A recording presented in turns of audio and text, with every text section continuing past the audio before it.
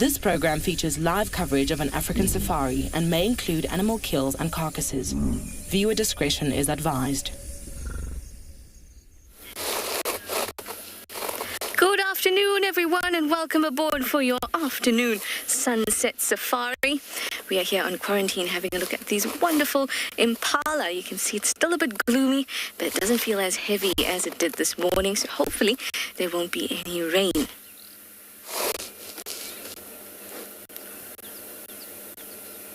Very, very cool. Well, we have lots of plans this afternoon. Ooh, you can see our rain roof and our pole. And we have lots of plans. Like I said, we want to check out the Hyena Den. We want to find a leopard. So many plans that we'll chat more about it because I need you to grab your binoculars, your bird list, and anything else you need to get on safari. Our impala have just run off into the distance, but jump on board, everyone, for your live safari through the African bush.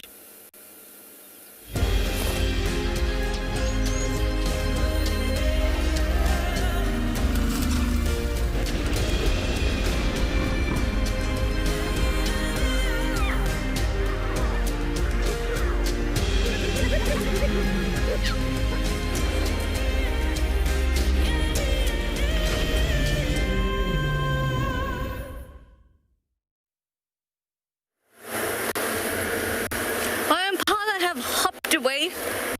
That's okay, because I have a feeling that there's something out in quarantine.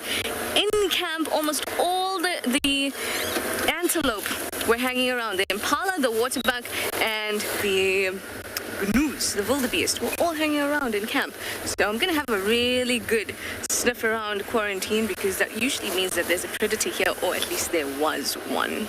My name is Trishala, and I've got Gert on camera with me this wonderful afternoon on Juventu Game Reserve. It's about 22 degrees Celsius, am I right, and 72 degrees Fahrenheit. So it's very pleasant out here. And remember, this is your live safari, so do use the hashtag WildEarth or at FC on the YouTube chat stream, or of course you can go over to our website, register if you haven't, and use our question box. We'd love to hear from you and get a whole heap of questions. I think we're going to do a little detour before we head down to the den and check out Western Quarantine. Now, Western Quarantine is a route that's frequented by Shidulu, the leopardess. And like I've said to you before, this overcast kind of weather is great for predators.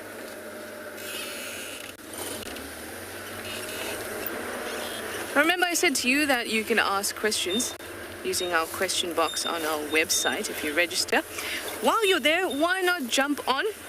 Go to wildearth.tv/explorers and see what new and exciting things are happening here at Wild Earth and how you can be a part of it.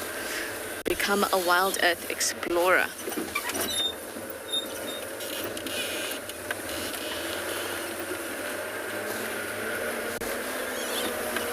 So at the moment, it's just me out, but everyone else will come on soon. Susan, wonderful question. You'd like to know what season it is in South Africa? It is currently it's actually summer already. I was going to say it's about the end of spring, but we're in December, which means it is summer. December kind of crept up on us here. When we're at camp, everything kind of mulls into one day. Sometimes I forget when I've got sightings and stuff like that. Everything just becomes a one long game drive. So December just kind of crept up on us, which means festive season is almost upon us. And the weather feels that way too. So Susan, I said we're in summer. And that's when we'll get the majority of our rains, as well as our heat and humidity. It's a wonderful time in South Africa in summer. It really is my favorite type of weather out of every country that I've been to. I love the South African weather.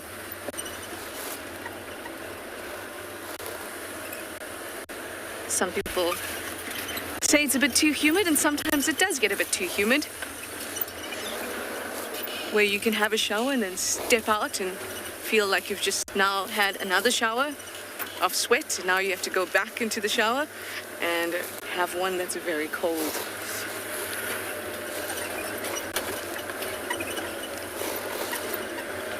And our summertime is usually a time when lots of people are coming out here on safari, so it gets busier. Schools are on their break, people are taking leave, etc. People are having braais all over the place, and it's almost like the air in South Africa starts to smell like a braai or a barbecue.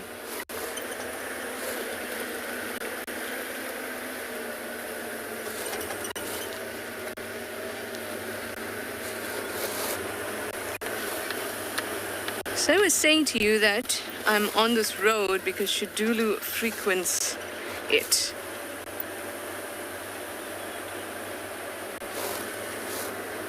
Just had this moment of, should I take my jersey off, should I not? Let's see. So Shidulu does frequent it, so I'm going to have a good look. And then when I'm done here, if I don't see any tracks, I'm going to head down to the den. But I'm going to send you over to Dan at Ingala. He's got some vultures to show you.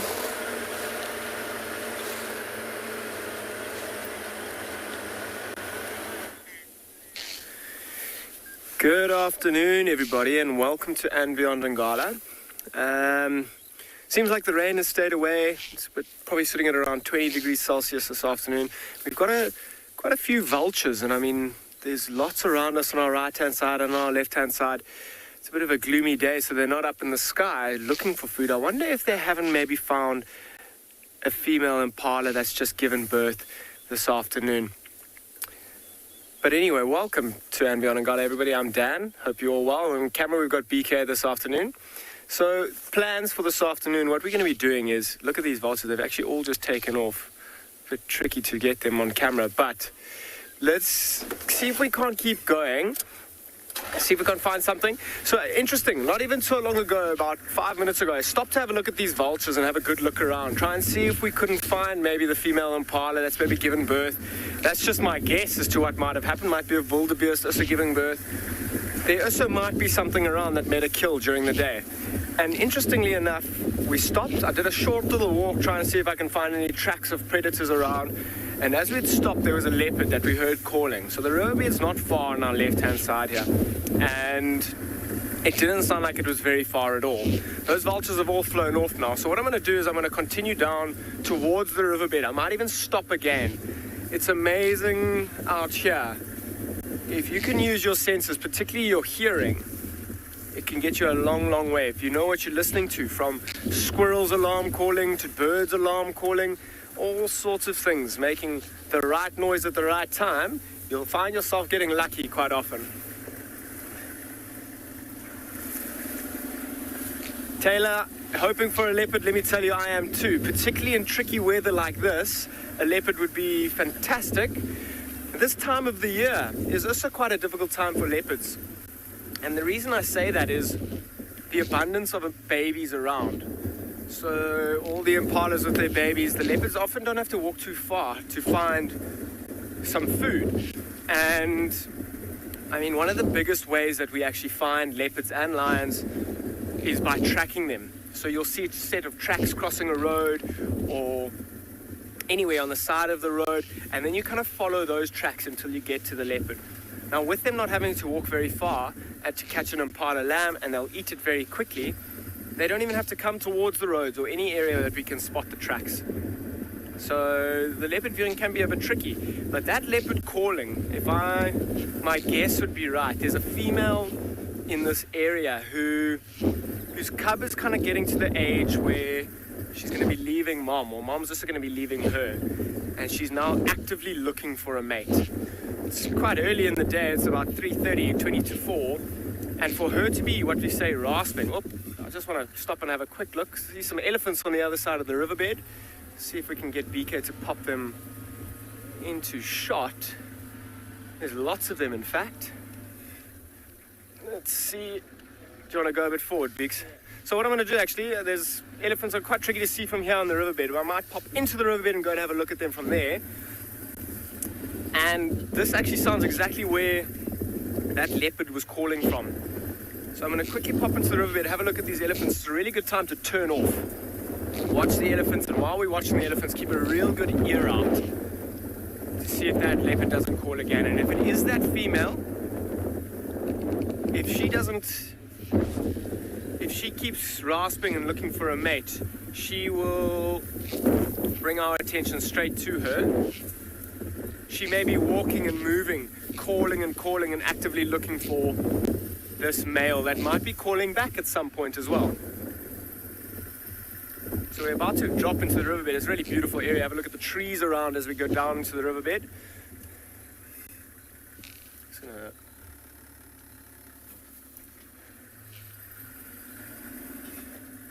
Let's see, it'll be quite interesting to see if these elephants don't come down towards the riverbed and then cross over.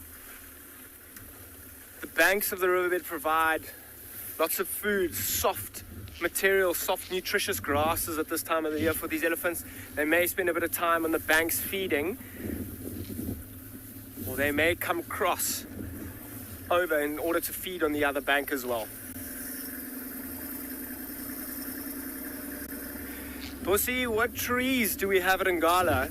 Now I hope you've got a pen and paper, and a lot of paper in fact, but the ones that because there are lots of them around. But the ones that I'm particularly driving past now, as I said, there's lots of jackalberries. These ones that I'm driving past are jackalberries. These dead ones over here are dead old fig trees. Then lots of marula trees, apple leaf trees, leadwood trees. All sorts of different trees, and particularly along the riverbed, those jackalberries and the marulas are prominent, and they provide really good horizontal branches for leopards, particularly to hoist their carcasses, to store them there. And in this area, we've got an incredibly high volume of hyenas, or population of hyenas, which can cause a little bit of chaos in a leopard's life, particularly if they don't hoist their carcasses. They will lose them to these hyenas. We're getting closer to where we saw those elephants. Let's see if we can't find a spot to frame them up.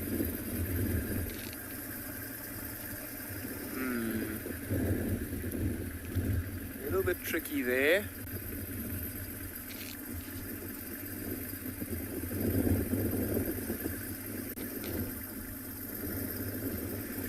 Cindy, what are the water hole levels like? At the moment they're quite high. We've had lots of rain.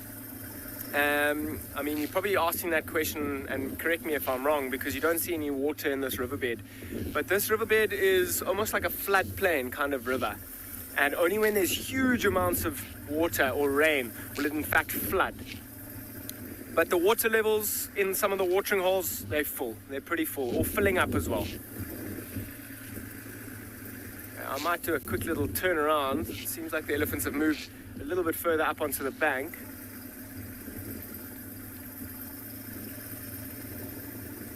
Through there. No, I think they have turned a little bit further up there.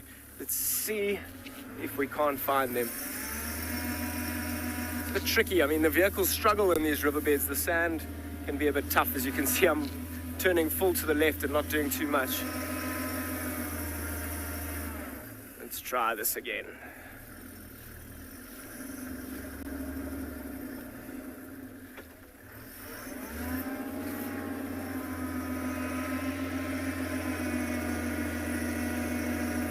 It's amazing what these vehicles can do. Although it might be slowly now, it's hard work on them. Even walking in this riverbed can be tricky for people.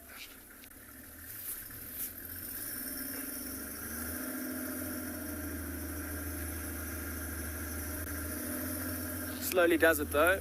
Eventually we'll get there.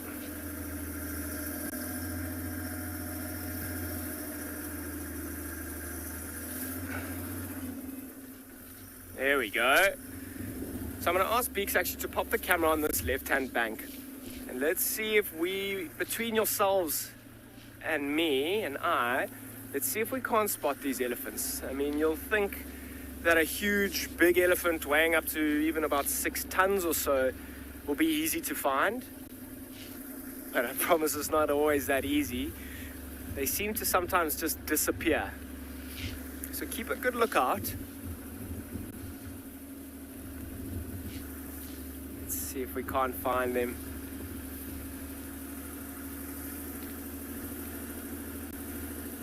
So quite eager to find them and turn off and listen. There's one.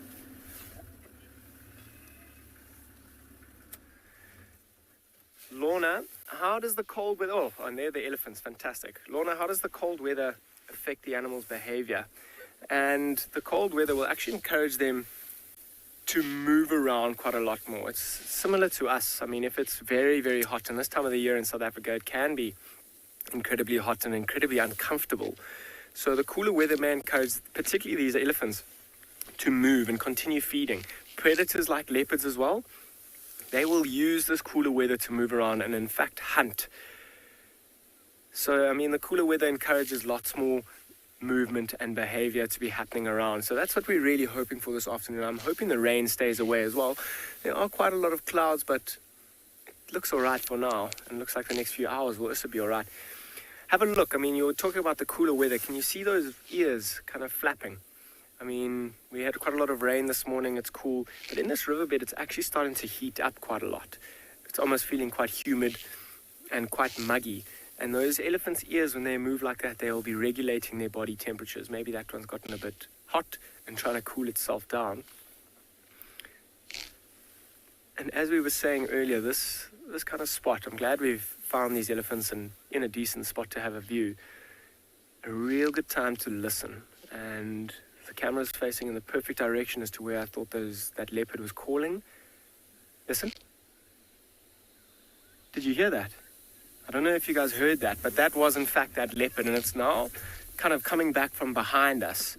So what I'm going to do is I'm actually going to leave these elephants for now. I'm going to try and reverse and turn around one more time. I'm sorry you can't hear that, but I certainly heard it, which is actually not a bad thing, because that at least gives us a chance to head back that way towards where I thought it was calling. So I'm going to try and turn around. Those elephants are also slowly moving away. Let's see if this vehicle will turn around in the sand this time. And along the banks, it sounds like this leopard is moving across here. So while I try and turn around in this riverbed, I'm going to send you back to Tswalu and see what she can find while I continue to look for this leopard.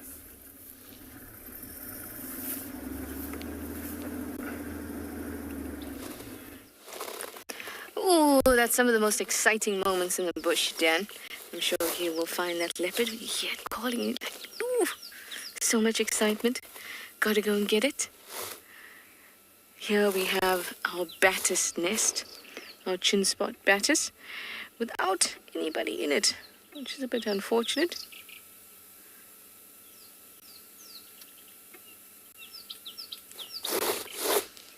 That's a shame, because the last time we visited a couple days ago,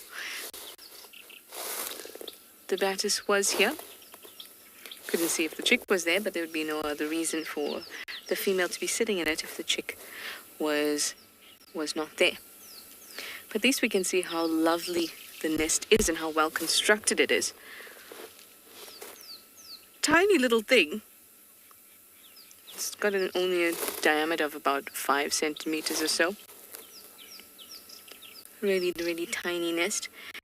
And it's very difficult to actually see that there's anything happening there, that there is a nest at all, because it's so well camouflaged by bits of lichen, spider web, dried leaves, all of that pulled together to create that nest. You can see that they shred and make that material to build a nest very small and thin and compact. I can hear a black cuckoo in the background. I'm going to be quiet and I want you to listen.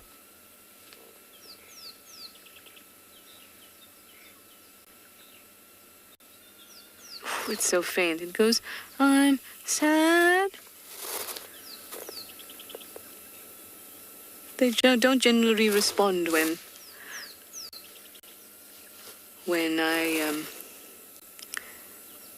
I do my bird calls. Can't understand why, because they were so accurate. My bird calls, I'm sad. back to this nest. I was hoping that we would find something, but alas, not.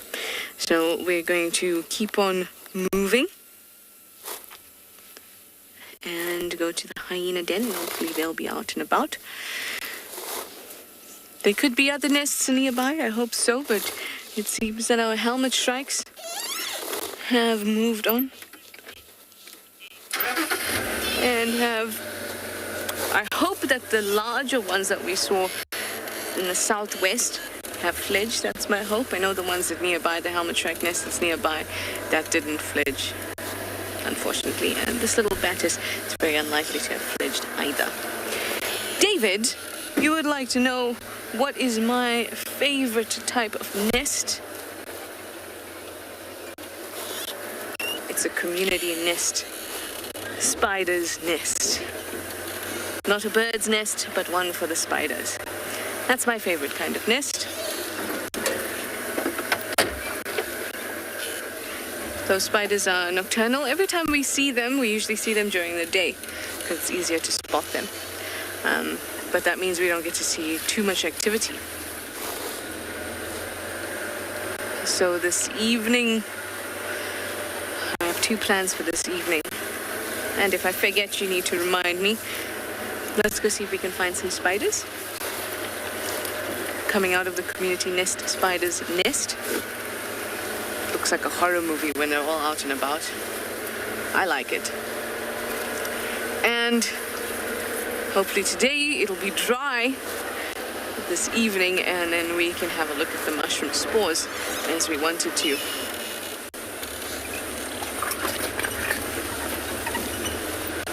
Good plans for the evening. It's so easy to get sidetracked here in the bush because before you know it, there's a leopard or something else happening. Rosalind, you'd like to know how many birds are in Juba? In the Sarby sands, there's about 300 different species of bird. In southern Africa, there's almost 1,000 different species of birds. It's like 980 something.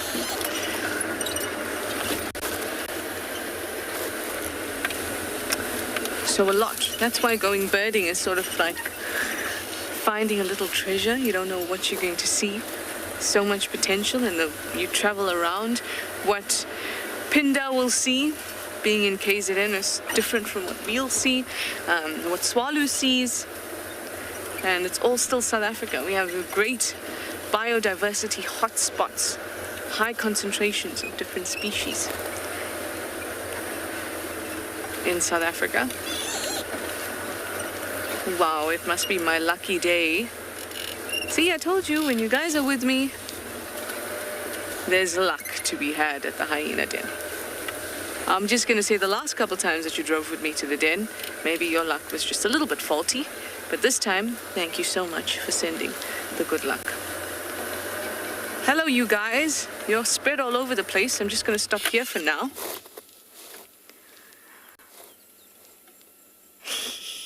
Hello, cuties. Oh, this makes me so excited. It looks like the adults around, there's Corky. I think it's, oh, there's Heart as well in the corner. So we've got Corky and Heart around. Oof, maybe this means we'll have a nice time sitting at the den and spending the afternoon. Oh, this makes me so happy. So happy. Now, you know how they move around? That was exactly what I was going to say. How they move around, you might get the pole, our rain roof, in the way. But now they've moved there, so let's get into our usual spot. Right there is Corky, in case you're wondering. She's just lying up, not suckling or anything, because her little one is playing out here. So like I was saying, they're going to move around a lot, which means that you might see our rain roof pole quite a bit. Hide all the wires. There we go. Let's try and do this. Megan, you say they're precious? Absolutely. I am so happy, so happy to spend time with these little things.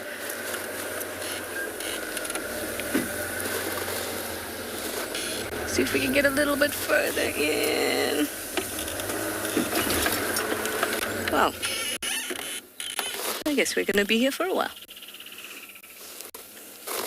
My front tire has gone into a hole. Good position, though. Hello, little ones. It's been a long time since I've seen you.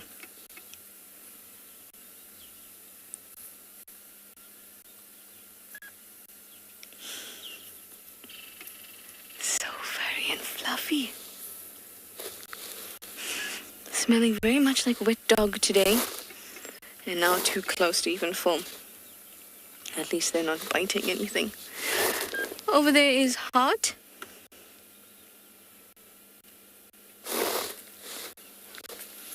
With one of her munchkins. Actually, there's two. The other one is on the other side.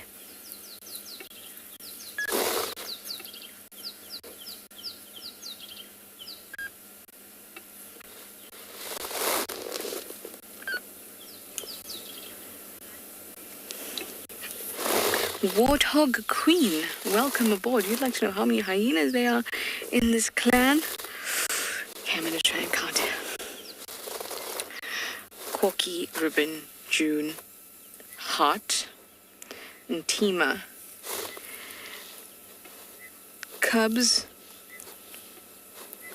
Shimbulu and Gwazi, those are Ribbons 2. Hearts 2, Corky's 1. So that's 10 already. Then other cubs from the other years, 2018, Sutu, Swazi, and Ndebele. Now we're on 13. Clan males, Comet, Kikau, Tsaka, Fika, Falco. So we're already on 18. I know I'm missing somebody. I always miss one of the clan males. They probably dislike me very much for that.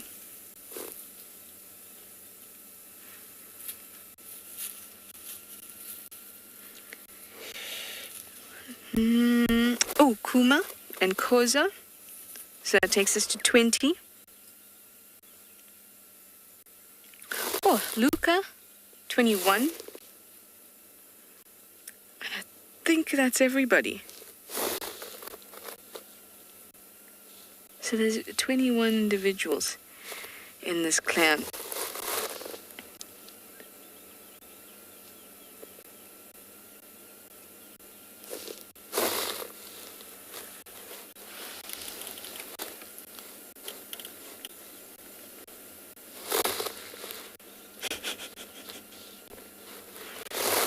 They're very cute curious today, as opposed to the mischievous curious like they usually are.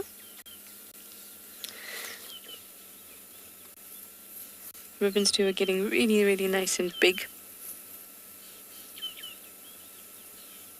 They'll be 9 months old at the end of this month. The first time we saw them was on the 27th of March.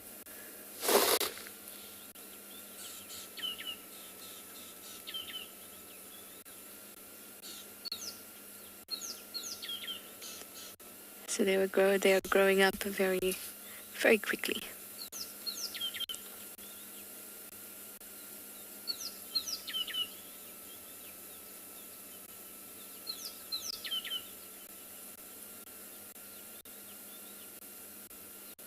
It's amazing. I can't stress enough, and I always tell you this when we come to the den, how special it is to be with them and to be able to watch them grow from cubs and watch generations of them. And watch different lots of cubs being born, and it's marvelous. There's Heart peacefully suckling her too.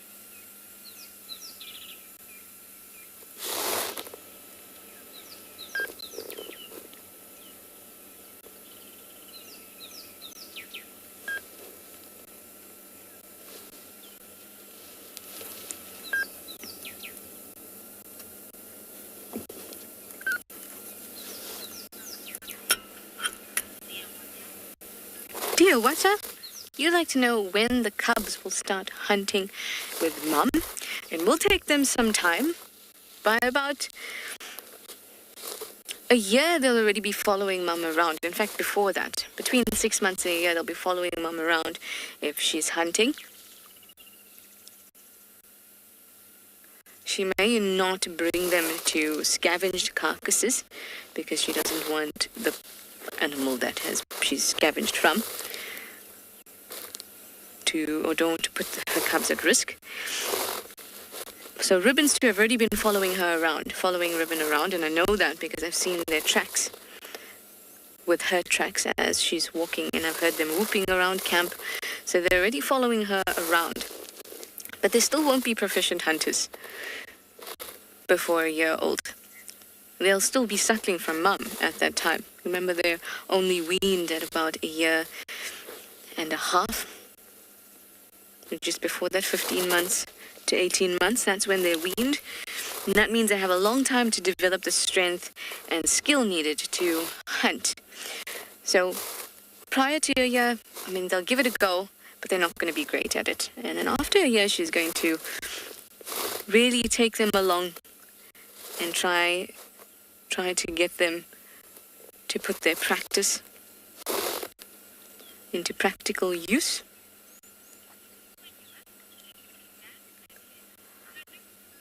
And by 2 years, they're absolutely great hunters. Are we going to first try and figure out if we can get out of this hole, and then we'll be happy, but we are going to stick around. I'm going to send you over to Dan in the meantime.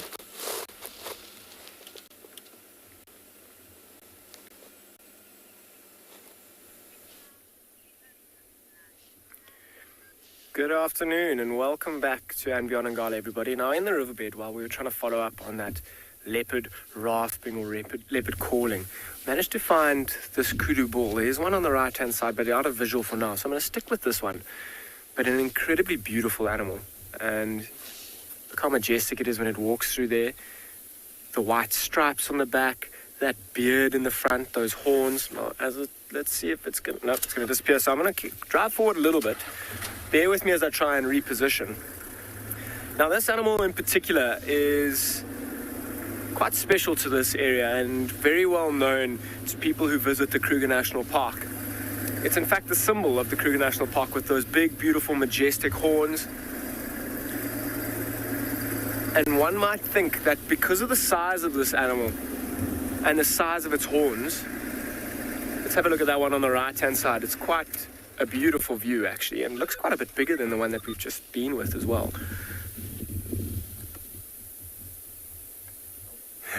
Let's just try, you see how clever there it is. Quite tricky, but have a look at those horns and have a look at those ears particularly. So as we turned on, look how those ears kind of point right towards us, standing dead still in the thick bush.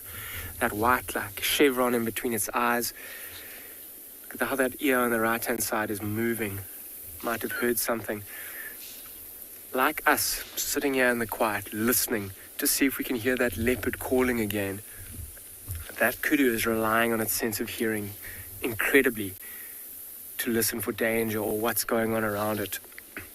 You'll see, remember those stripes that we saw on the one in front of us?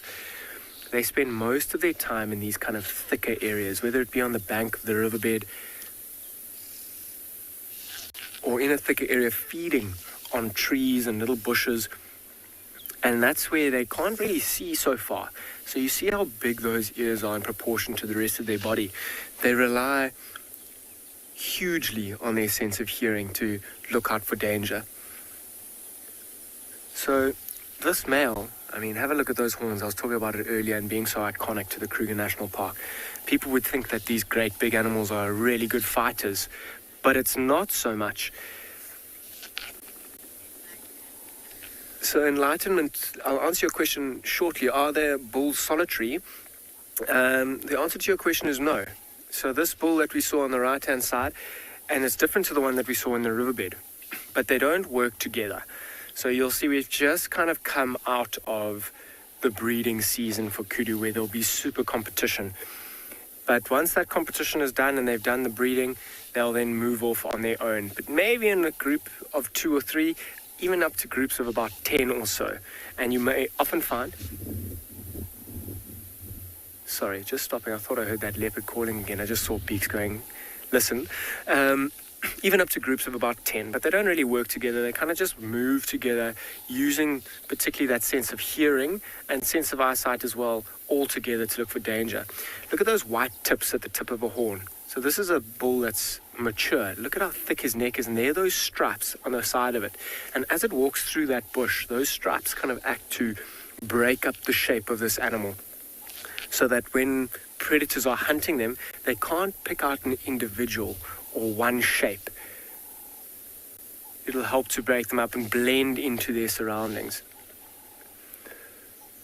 So those horns, as I was saying, so big and tall, and I think the tallest kudu horns ever found or recorded is about 6 foot tall, which is quite remarkable to even think of. Let's see if we can't move forward a tad, or do we want to try and get this guy in the riverbed? Oh, he's coming right out for us, which is lovely.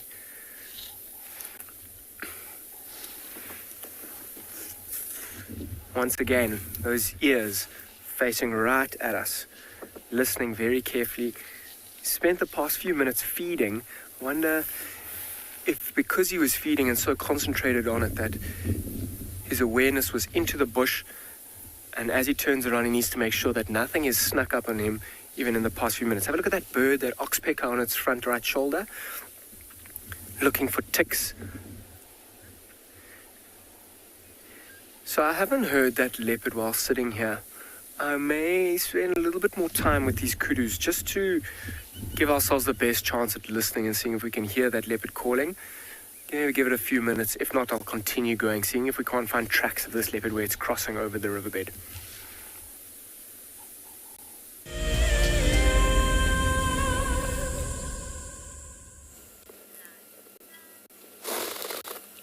It's always good to spend some time with the antelope.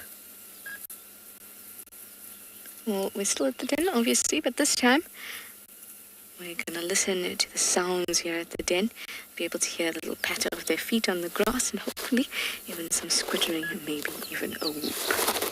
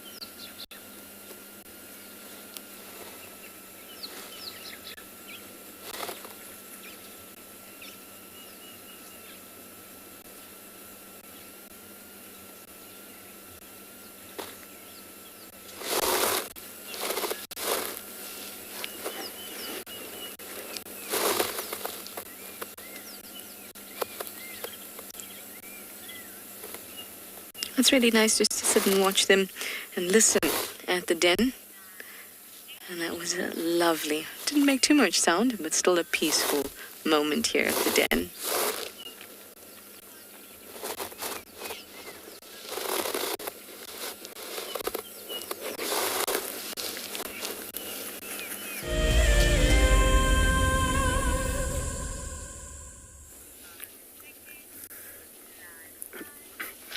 Welcome back. It's often quite special to actually spend a bit of time in silence listening to what's going on around you. We're still with this kudu bull, and he's just feeding slowly, moving along the bank where the thick vegetation is. And we have, in fact, in that kind of switch between Trishala and I, heard that leopard calling again. Now it sounds like it's in a different area, so I wonder if there isn't 2 leopards that are calling. And it'll be interesting to see if it is that female that I thought it might be looking for a mate. Sounds like there might be a male that's calling back. And you'll see when the females do start to look for a mate, they'll like almost constantly call and seek out the male. So once again, we're just going to sit here, watch this kudu feeding while keeping our ears wide open and listening all around us. It's amazing how when that kudu puts his head up into the trees, you see how those horns kind of lie back across him like that.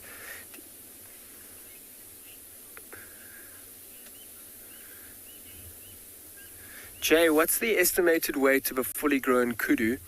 I think this one in particular, he's pretty close to being fully grown, and he may weigh about 200 kilos or so. Big, strong animal, hey? And you'll see when he starts to move through the bush, I mean, those horns can be quite a hindrance, particularly when he needs to be making way quickly. And I don't know if you saw previously, when he puts his head up, those horns kind of lie across his back, making it slightly more aerodynamic, if you would, to run through the bush quite quickly. Can you imagine trying to run away from a lion with 4.5 feet of horns on top of your head running through thick bush? It can be incredibly difficult. But even have a look how big that animal is and how quickly it can disappear in the thick bush. Let's give him a moment, see if it doesn't come out, although it does look very thick in there. Let's see if we can't move a little bit forward and see if we can find the other one that's on the left-hand side of the bank. So I don't know if you can see the rain is starting to come down a little bit. Let's fingers crossed it doesn't stick around for too long.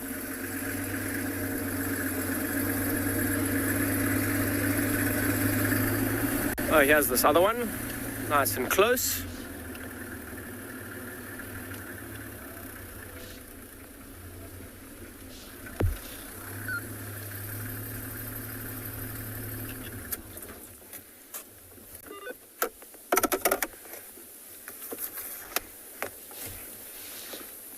Just watching us. Quite relaxed though. Kudu can often be quite shy.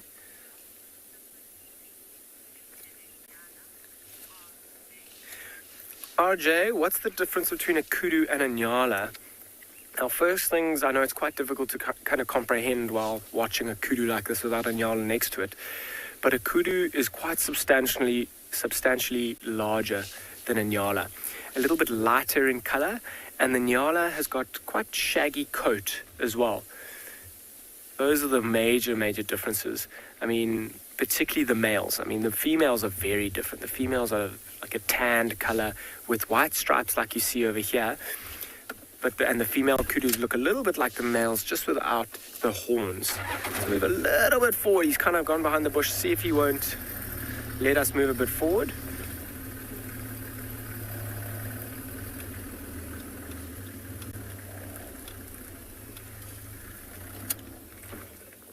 There he goes, moving up into the bush, trying to find a better place to feed. His left eye, I don't know if you can see, look at his face as well on the left-hand side. On his right side of his face, his eye looked like it was, and now he's turning around, the oxpecker. On his back, look at the yellow eye and the red bull, that's a red-bulled oxpecker. I'd love to see this kudu turn around again. It looked like he might even be blind in his right eye, and he even looked like he had a couple of wounds just behind his eye. And I wonder if that wasn't, I was talking about earlier, kudu's not often fighting, or I wanted to talk about it, maybe I didn't touch on it, because of those horns, those curls on the horns.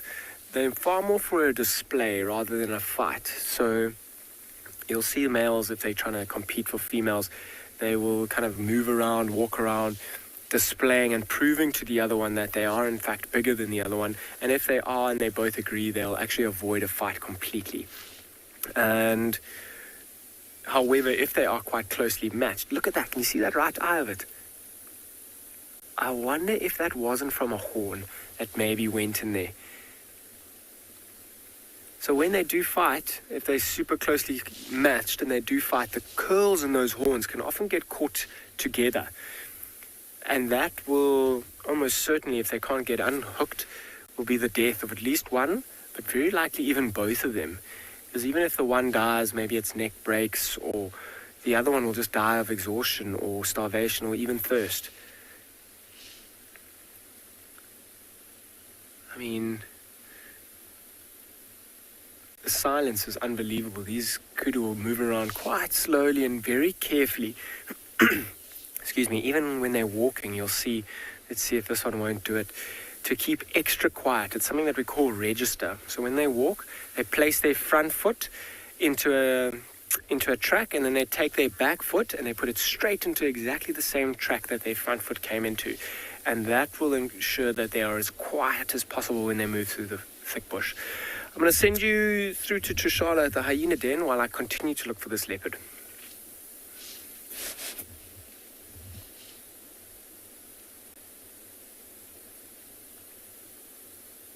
Wow, I think that the way the kudu walks is very, very graceful. As much as I love hyenas, they don't walk with much grace, nor do they sit with much grace. But I guess if you want to keep yourself cool and well hyena scented, that's the way to do it. Heart has just urinated in her little dip.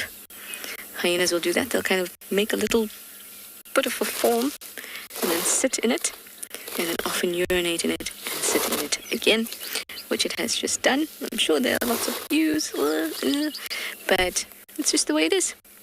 It works for them and it's obviously comfortable.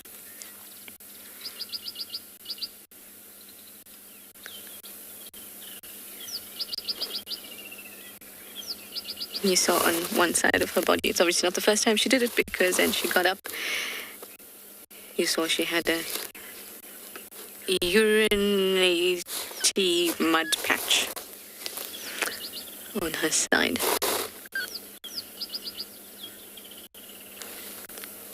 There also was a particularly foul smell when she did get up, but these are smells that we get used to while sitting at the Hyena Den.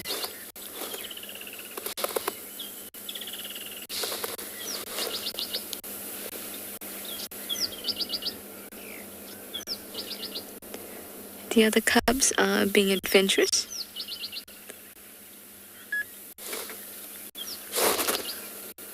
Near where Corky's sitting. But the last thing we want to do is constantly move around at the den. We don't want to disturb them. So we're just sitting tight and hoping that they will come back this way.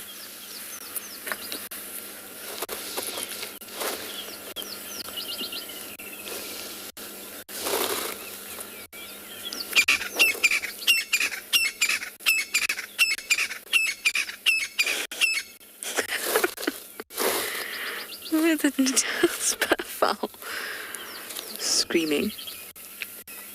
Oh, sorry, it was a crested francolin that was screaming. And these cubs got the shock of their lives running this way. Poor things. They remind me so much of little kids, the way they can be so brave at certain times.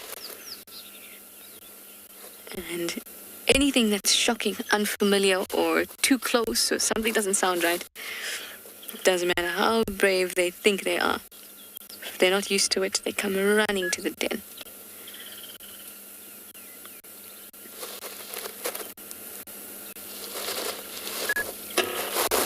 Those francolin were actually walking quite close to Heart.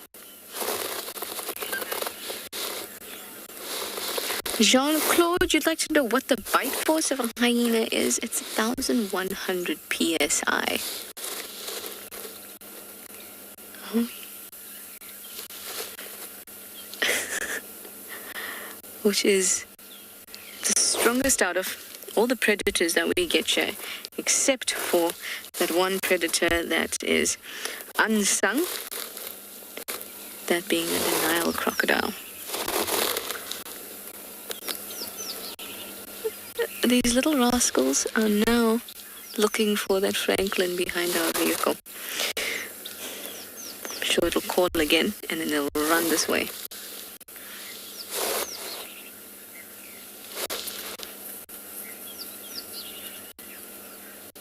Now, Dan was chatting to you about how kudus walk very carefully and very quietly. A leopard as well, very carefully and very, very quietly. If you hear a rustling in the bush, it is not going to be a leopard, ever. They do not make sound as they move, or noise as they move. There's a very specific sound of them falling off out of a tree and running, or when they run, you'll hear it. But a hyena, if you hear the pace of a predator in the bush, then you can hear it in the grass. It is almost definitely a hyena. Then they don't try to hide, and you can even see it from their tracks. They almost hit the ground with their paws in a way that really disturbs the soil and creates quite a messy track and a deep one. So when you see it on the road, even from afar, you can tell it's a hyena track.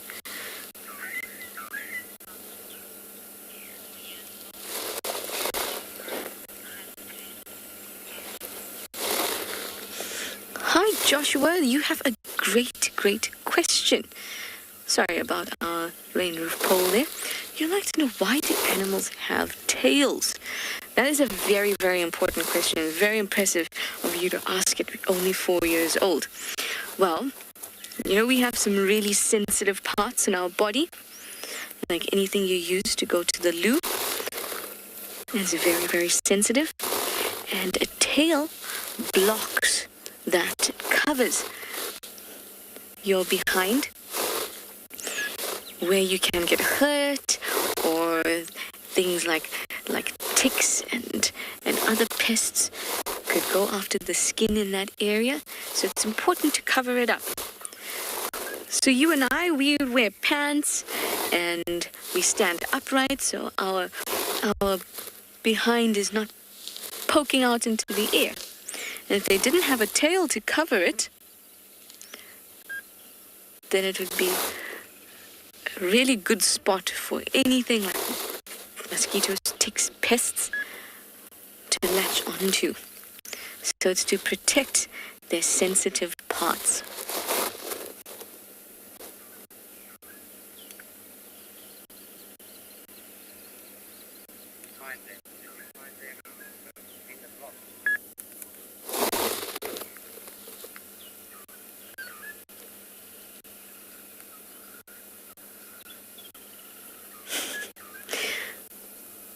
I love that they're getting so adventurous and they're all over the place. Ribbons too, of course, I expect that. But Corky's one is just full of gusto.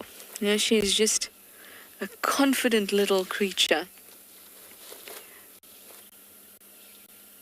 Sometimes I feel like she leads the bigger cubs.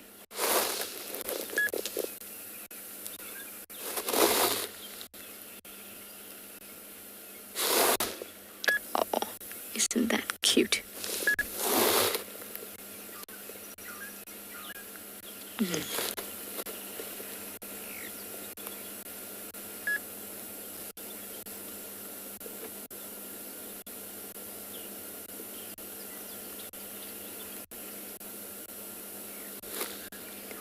I think Corky's one's also suckling over behind the vehicle. Hearts too are suckling on this side, and Ribbons too are just relaxing. Maybe a bit of a clean. That was a half-hearted attempt. Not surprised. They often wait, and I find it very cute. When Corky's little one is suckling, they'll sometimes just wait like that until she's done. And then when she's done suckling, it's like, oh, my friend's ready, let's go play. It's the feeling I get from them.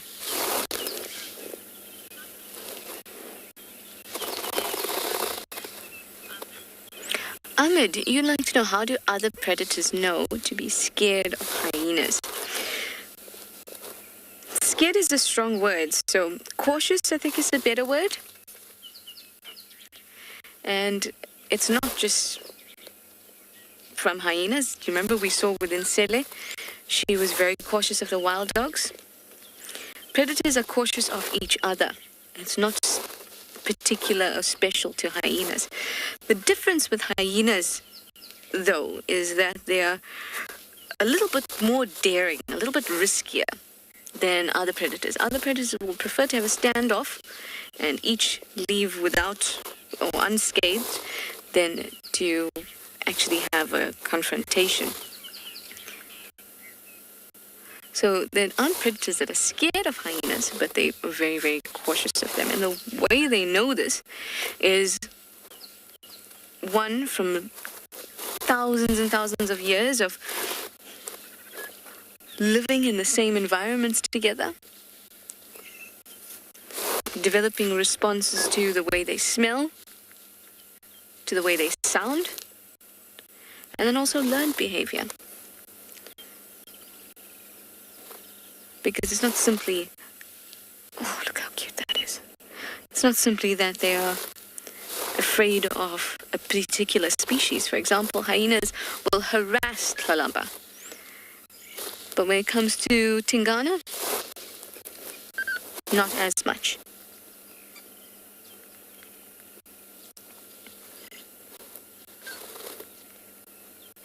So they know who they can harass, who they can't, and that's learned behavior. That's not a cumulative effect of thousands of years of living in the same place.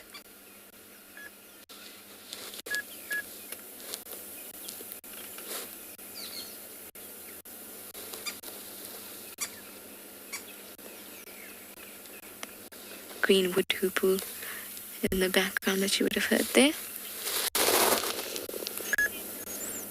Look at how sweet that is. Don't you just want dandelion flowers all over around him?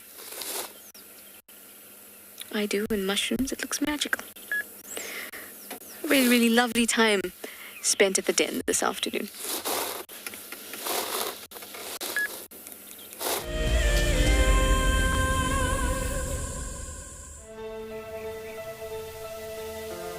How insane is that animal?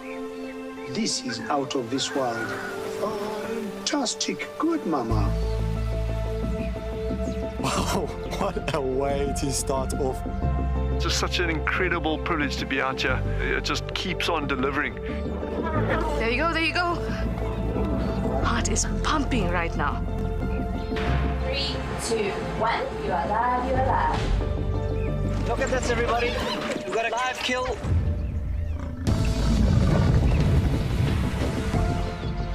The croc's holding the tail. It's holding tight. Lucky wildebeest. There's nowhere to go. This is a disaster in the making. Something that I have never seen before in my entire life that you are now watching live. My heart is in my mouth, everybody. Look at this.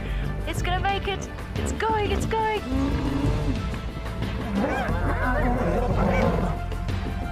This is just too magical. Hi, little guys. That's great, isn't it? Look at that. Scuba Steve has got a friend. You've got a friend in me. It couldn't be a better morning. This is just too special. Oh my goodness, we've got a turtle. How epic is the fact that we're coming to you live from the Chobe River? It's the most incredible feeling to be here. This is live, and we're in Rwanda. This is a very, very different adventure, charged with emotion. I did not think I would ever face my fears like this.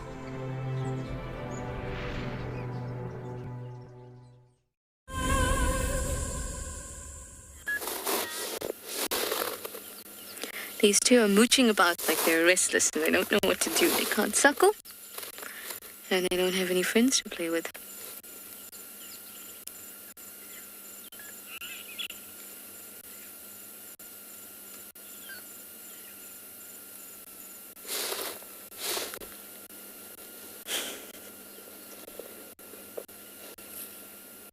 Sniffing all over.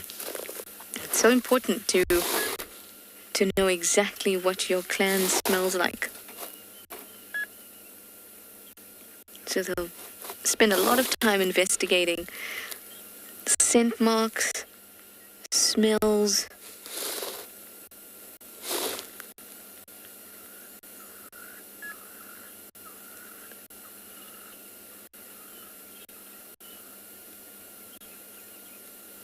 where others have urinated.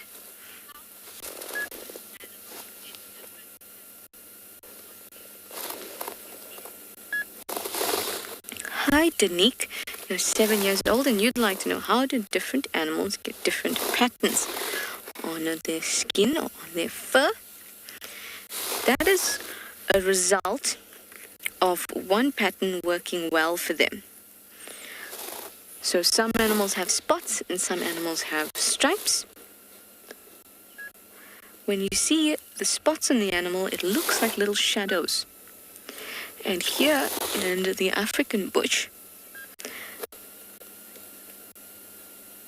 we have lots of acacias which have little leaves, things like that. So the shadows that get cast on the ground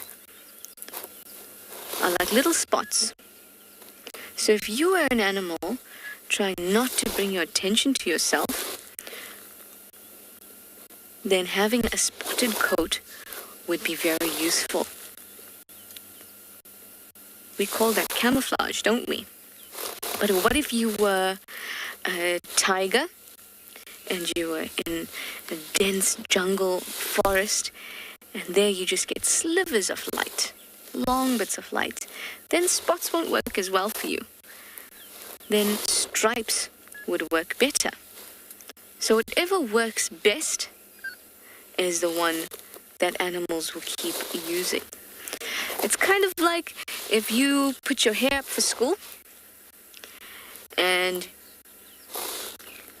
you have to wear a cap and it's very windy all the time, then you think, oh, I can put my hair in a plait, but then my cap blows off all the time. So I'm going to put my hair in a ponytail, and then I can put the ponytail through the cap. So then every day you'll start wearing a ponytail and you won't wear a plait at all. So the thing that works best is the thing that keeps on persisting. So what we see here is lots and lots of time that has gone in to animals suiting their environment best. So it means that they are well camouflaged. But stripes and spots and other patterns on the coat of an animal all starts the same way.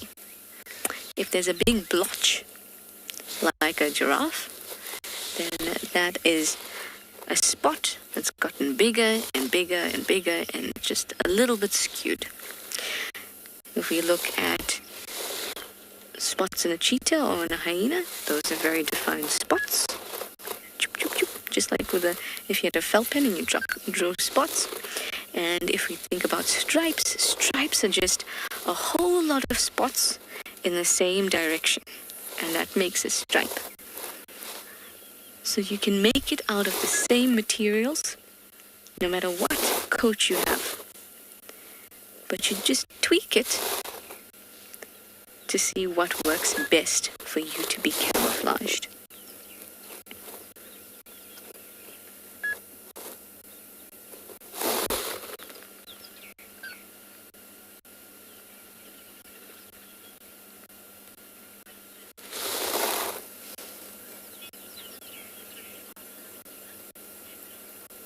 Dinoco, you'd like to know if any animals prey on hyenas? No, because prey implies that they would hunt and seek out to consume the hyena. They're not animals that do that. But there are animals that will kill hyenas if they come across them. Especially lions. If a lion comes across hyenas, if there's lions close by now, which it is likely, given the tracks that I've heard over the radio, if that lion had to smell this den, they would come towards this den. They wouldn't just ignore it if they could smell hyenas. They'd come towards them and they would try to kill them. Obviously, they can't kill them all. They might only be able to kill one. They might only be able to injure them. They might not be able to get any of them. But that's because predators that are all pretty much doing the same thing. They want to all kill antelope prey species, which means that on some level they are competing. In fact, on the most fundamental level, they're competing. Some might be scavengers, some might be able to hoist kills into trees, some live in prides or whatever, but on a fundamental level, they're fighting over the same resource, prey species. So if they can eliminate some of the competition, they will. And that's why if a lioness comes past you, or a big male lion will, doesn't even have to be big. Doesn't even have to, it can even be a sub-adult lion. If it comes through here and takes a cub, it's an instinctual response to eliminate competition. Once that's done, then once the animal's dead, then predators will consume part of whatever they've caught. But remember that eating another predator is not very nutritious. It does offer a lot of protein, but not a lot of energy, because they're quite up the trophic pyramid. And also they can be a build-up of toxins in animals that eat meat. So animals that eat meat, they're only getting 1% of the energy that the sun is producing. Well, even that is at 10% to 1% of what the sun is producing, whereas an impala or a herbivore is collecting much more energy than that. And that's what you want to eat. It's not always healthy, but predators will do it. A lot of it is instinct. Kill something and you'll consume it. Leopards have been consumed, hyenas have been consumed, lions have been consumed, but nothing seeks out those animals when hunting. It's also too much of an expense. You could get injured unnecessarily just because you have a particular taste for hyena today. Herbivores are much easier to hunt.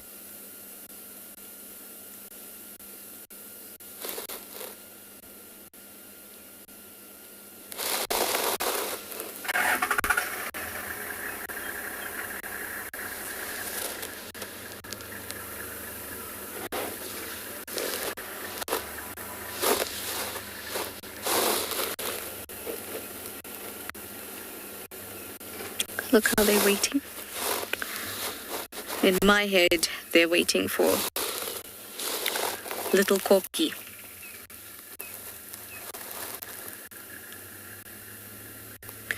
I'd love to see what the progression of this clan will be like.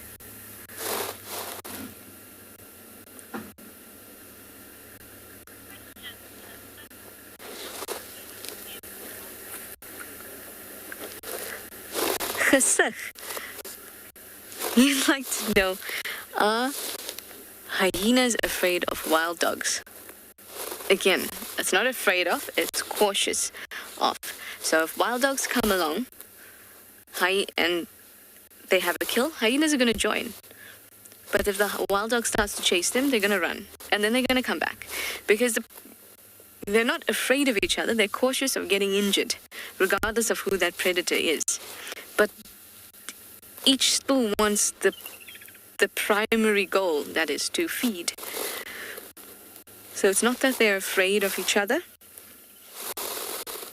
it's that they're cautious of each other. I mean, we saw with the wild dogs the other day on quarantine. On quarantine, Sutu came, she got chased, she came back. It's a toing and froing between the predators. Tristan has a birdie friend for you. So why don't we go over and see what it is?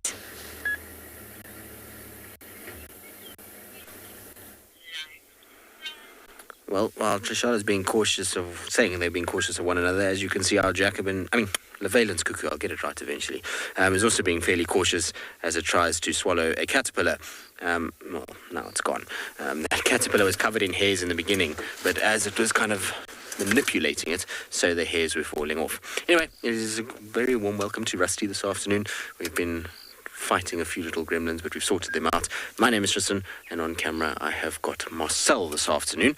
And we are busy trying to see if we can find Thandi or Tlalamba. And the reason why I say both cats is because this morning, Tlalamba was seen in this area where we are now.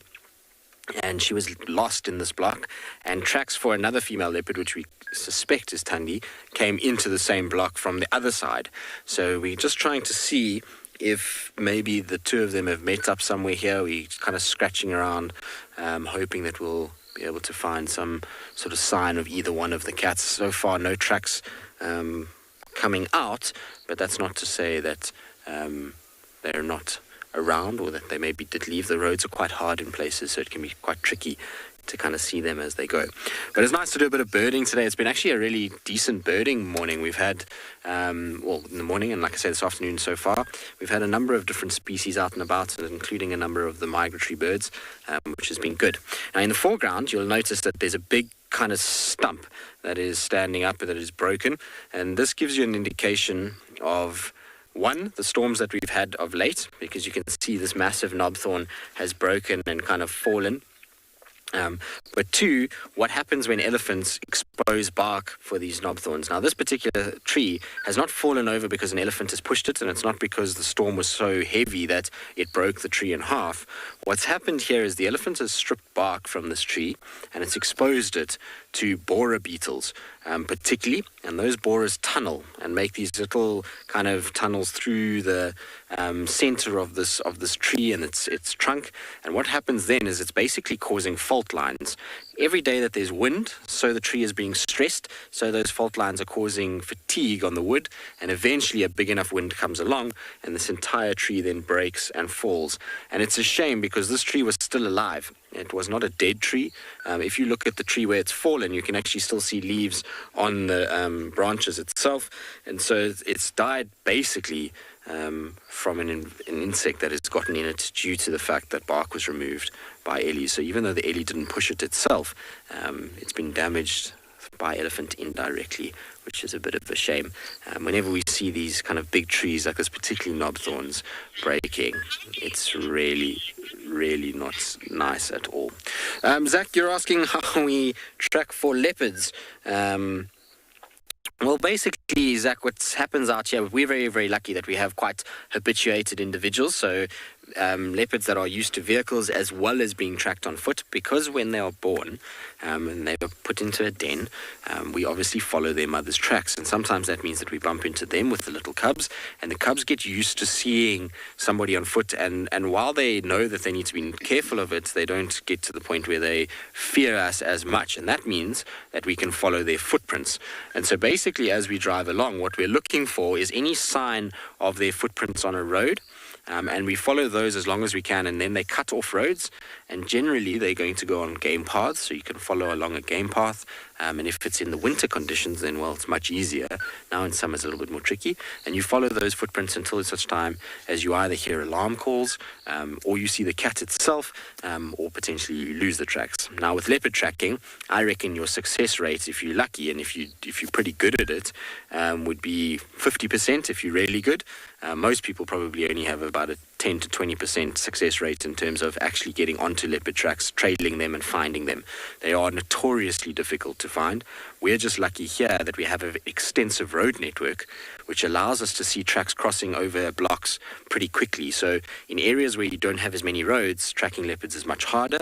It's a light animal. There's only 4 little paws that you're looking for. And so it's quite trying when you're going through these thickets. You can imagine through this thicket that you see now, trying to find a little paw print in this is near impossible. But because we have lots of roads, often they just cross the road and then you pick up the track on that road and you keep going and you narrow it down to a smaller area. And then from there, you're going to start relying on squirrels alarm calling, birds alarm calling, impalas alarm calling, and then you can kind of try and find them. So that's kind of the process about how we go about it. So you're using your sight, your ears, and a little bit of kind of knowledge of the animal to know where it likes to walk, and then you're relying on a huge amount of luck in order to be able to find them in the thickets like this. And so hopefully this afternoon we'll have some luck, because this morning, just as we found Tlalamba, unfortunately Rusty decided to give us a bit of a hard time, and so I was very sad because I wanted to spend some time with Columba this morning, but it's the way it goes, and so we'll try and rectify it this afternoon. In the meantime, though, we're going to send you across to Dan, who's already had success this afternoon and is sitting with his sleepy lions.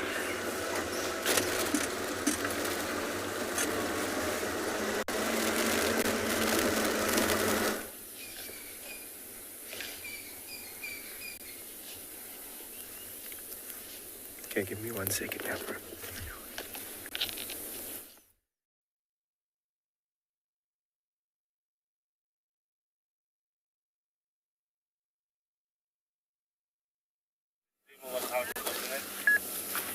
Sorry about that, guys. I'm sure we'll get Ngala back in no time.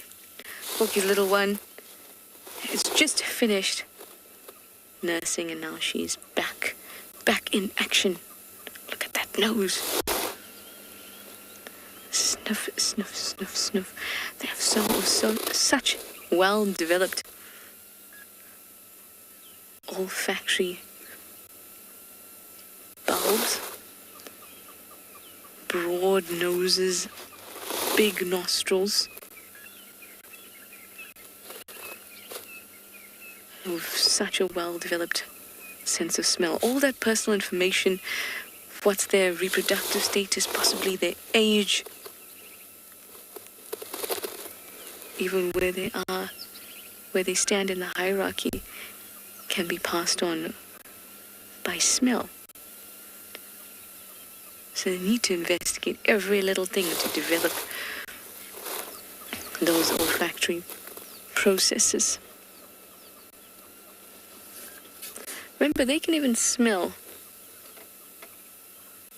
carcasses that they've cached, and they often do that in water.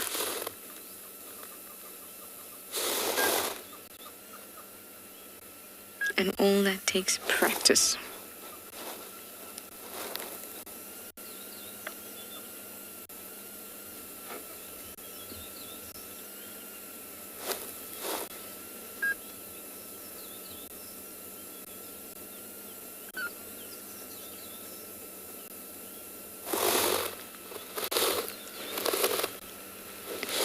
I think a corky might have gotten up.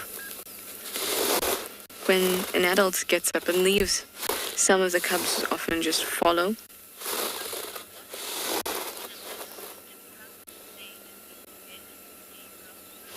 Decal, you'd like to know how much longer will we have this privilege of staying at the den? How long will the cubs be here and the adults? Well, Corky's little one,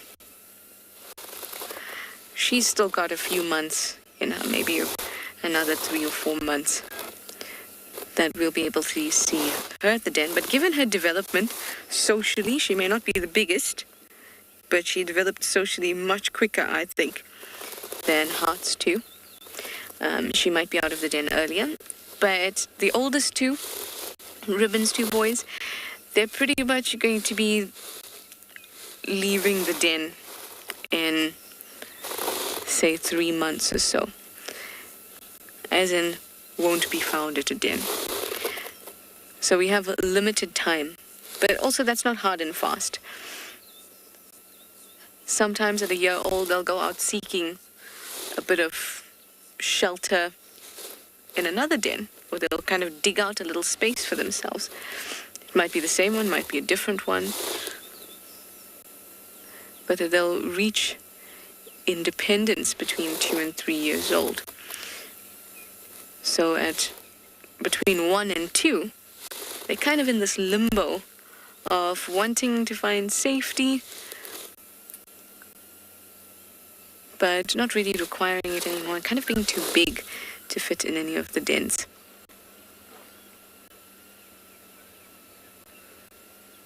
So the only ones we really need to think about that with are Ribbon's 2 boys.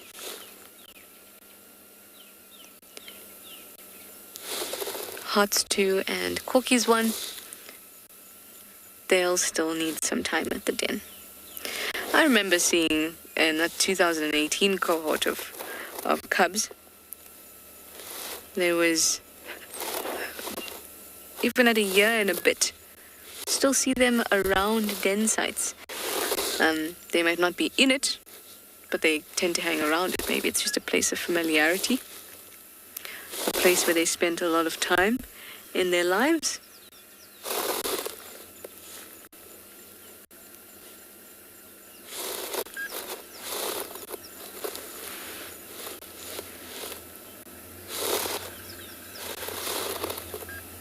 And remember, the adults will only use the den because there's cubs around. If there's no cubs around, then the adults will not be using the den either. It's like a nest. Birds will only use a nest when they need to rear young. Hyenas will only use a den when they need to take care of theirs. And remember that the adults don't fit in the den, can't fit in the den, don't go into the den. Although they do sometimes put part of their body into the den, particularly their bottoms.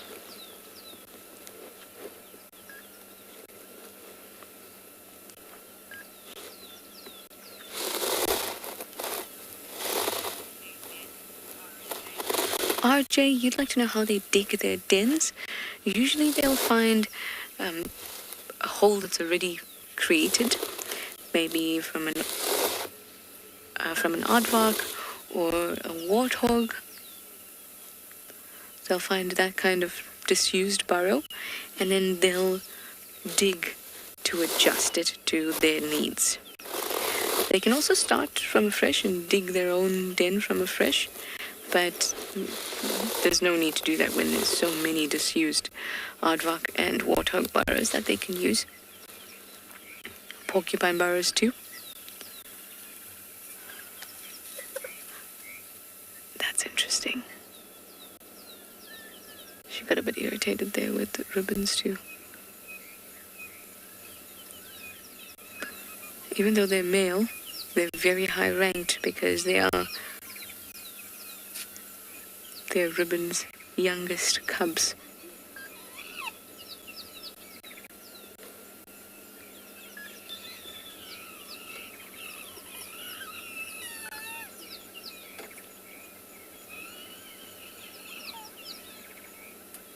That's squittering. It's kind of like begging.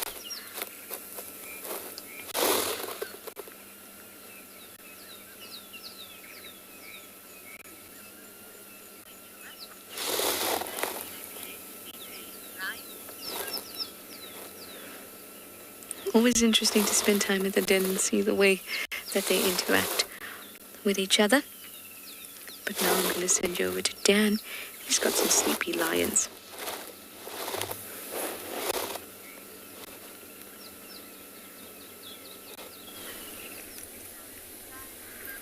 Good afternoon and welcome back to And Beyond Ngala. Now, it's quite amazing what driving the riverbed can produce, particularly after rain. We've managed to find 2 lionesses, and I was chatting about it this morning a little bit, how often when the rain, and particularly when it's uncomfortable, hard rain, the lions will either be spending a little bit of time in the bush trying to hide, but often after that comes straight towards the riverbed. It's kind of comfortable. You can like wiggle your way, make yourself comfortable into the sand. Also avoid all the moisture that sticks around on the grass and in the trees and in the bushes. But have a look at these 2, lying pretty flat in the riverbed and pretty comfortable. The odd little ear flick from that lioness on the left. She's quite a lot younger than the one on the right. The one on the right being an adult and the one on the left being a younger cub, maybe around 2 years old or so. Just looking super, super comfortable. The odd little flick of a tail as well. There are quite a few flies around, even buzzing around us over here. So I'm sure they've got a few flies around their ears and around their tails, trying to get them around on their back as well.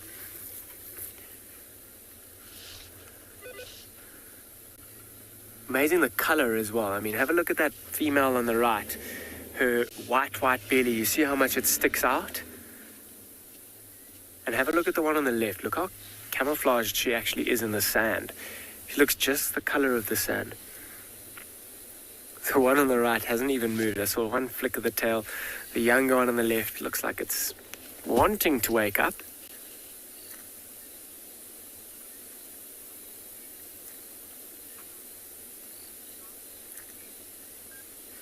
what pride are these two from? It's quite tricky to tell, actually, from here. My educated guess would be from the Birmingham Pride. I mean, the lioness on the right and the younger one, they're suiting the ages to... Oh, there's some elephants that are crossing a little bit further in the distance there. Be very interesting to see if that elephant doesn't come and try and disturb these lions. My guess would be the Birmingham Pride. We're currently sitting right in the middle of their territory, and it is interesting. The Pride do often separate from one another and kind of find each other in little drips and drabs all over the place, particularly if they're hunting and moving around. PK, I don't know if you can see that elephant in the distance. Let's try and see if we can... Let me see if I can move a tad forward and get this elephant.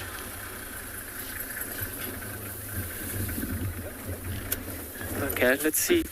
See, it's just climbed up that very steep bank over there, feeding. It's quite far away from these lionesses. They haven't even put up their heads to look. And the wind's blowing in the wrong direction for that elephant to pick up the scent of these lions. But elephants and lions have got an incredibly poor relationship. Elephants, being much bigger and much stronger, will often come and disturb lions that are sleeping like this. Let's see if we can get them both. That would be quite cool. That kind of gives you perspective as to how far it actually is, that elephant. Wouldn't be difficult for it to come and move along the river to chase them. You'll often see, I mean, out here, very rarely do animals go out of their way to go into a conflict or have a fight. But elephants will often go out of their way to disturb lions. And they'll do so if they manage to catch particularly a cub. They will brutally throw it around and kill it. It's just that balance between predator and prey. See the elephant just kind of moving off into the thick bushes over there. On its own, it looked like a young bull. You'll often see younger bulls on their own have left the herd and kind of just look for their own goal. Spend the next few years getting bigger and stronger until they're big enough and old enough to take over their own herd or look for mating rights.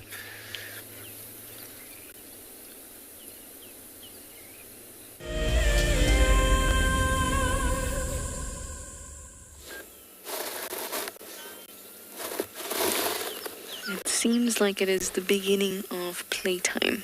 At least it feels that way. So I imagine there'd be some nice sounds. So let's have a bit of a listen.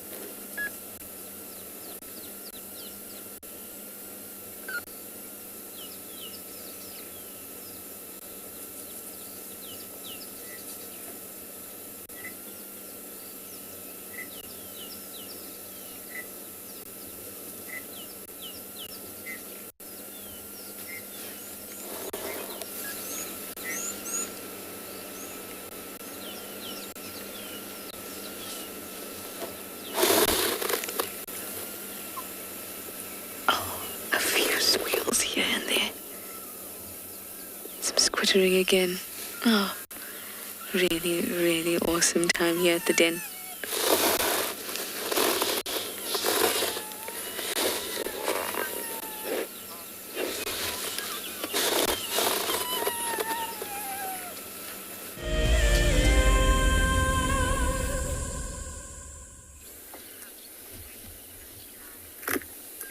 Welcome back. We're still here with these two lionesses, and they haven't done too much more. The elephant's kind of moved off into the bush, and I don't think it's going to be coming back to disturb these two. But you'll see on the banks of either river, you saw how quickly he lost that elephant shortly.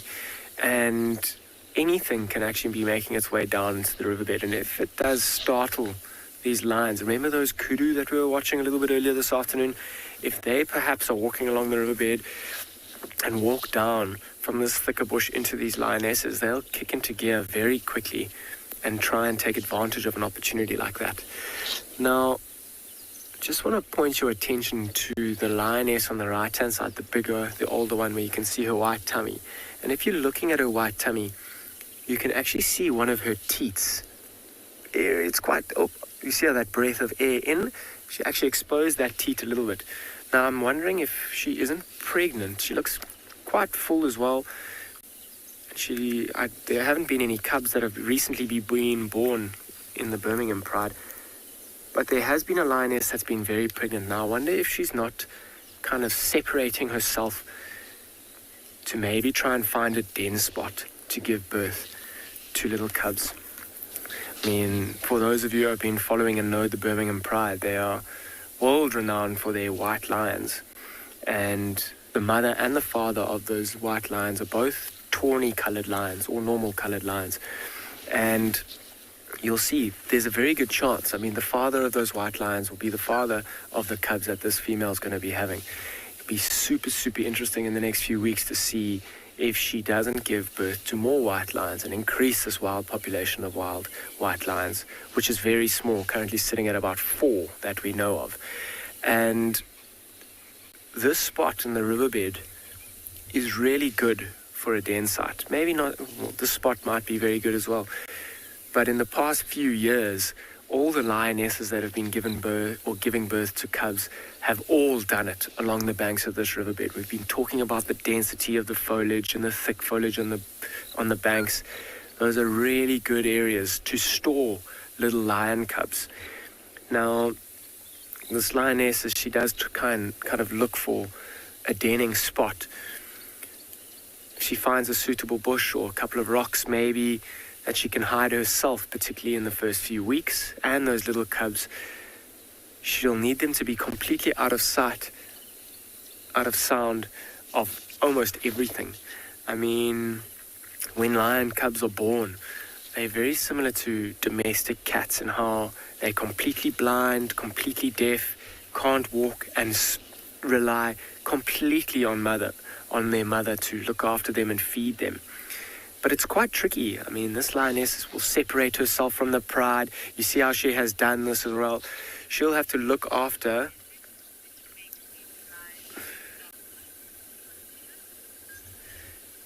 so she'll kind of move into these areas looking for this spot, and by separating herself, she doesn't now have the advantage of the rest of the pride to help hunt. So she'll give birth to these blind, deaf little cubs, and she'll have to go and move out to hunt for them and for herself, to feed herself, and she'll need to keep herself fed in order to feed those cubs. So they're incredibly vulnerable when they're born, particularly for the first few months. And if these cubs that are born are in fact are white, they'll be even at a greater disadvantage because of that color. They'll stand out quite a lot.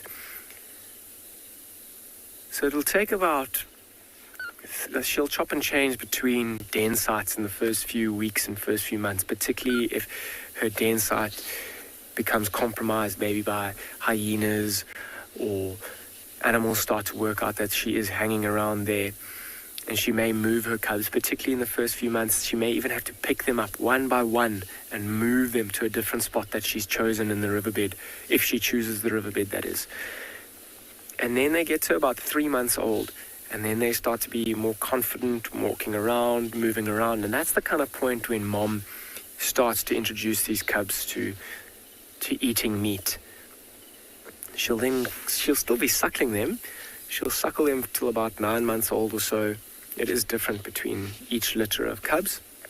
And depending on the amount of cubs in the pride as well, will determine how how often she takes these cubs to the pride. So from about 3 months when they start to eat meat, she may start introducing them to the pride. If they're covering huge distances, she may hold back because the little ones can't keep up with the rest of the pride. Oof. And if that wasn't a dream, or if she heard something, just pop her head up. And if there are older cubs, which there are in the Birmingham Pride, and she'll be producing quite a lot of milk at that stage, you'll see the older cubs will come and try and suckle from her, and that'll actually kind of push her little ones away,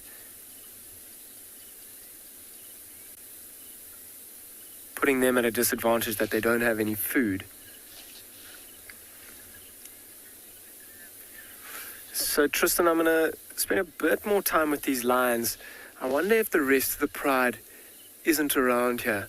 But I'm going to send you from here to Tristan's lovely landscape.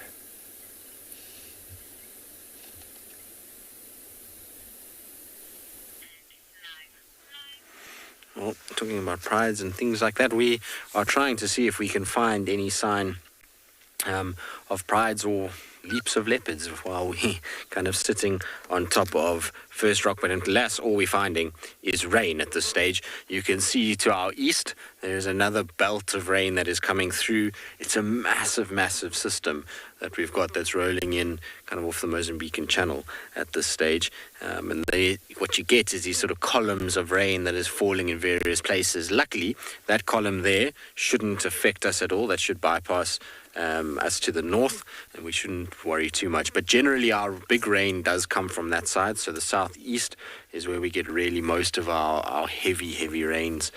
They roll in from that side, like I say, off of the Mozambican Channel, and then we get really good rains. And a lot of what we've had over the past few days is coming from that side. The wind is blowing in from that direction, and so that's why we know.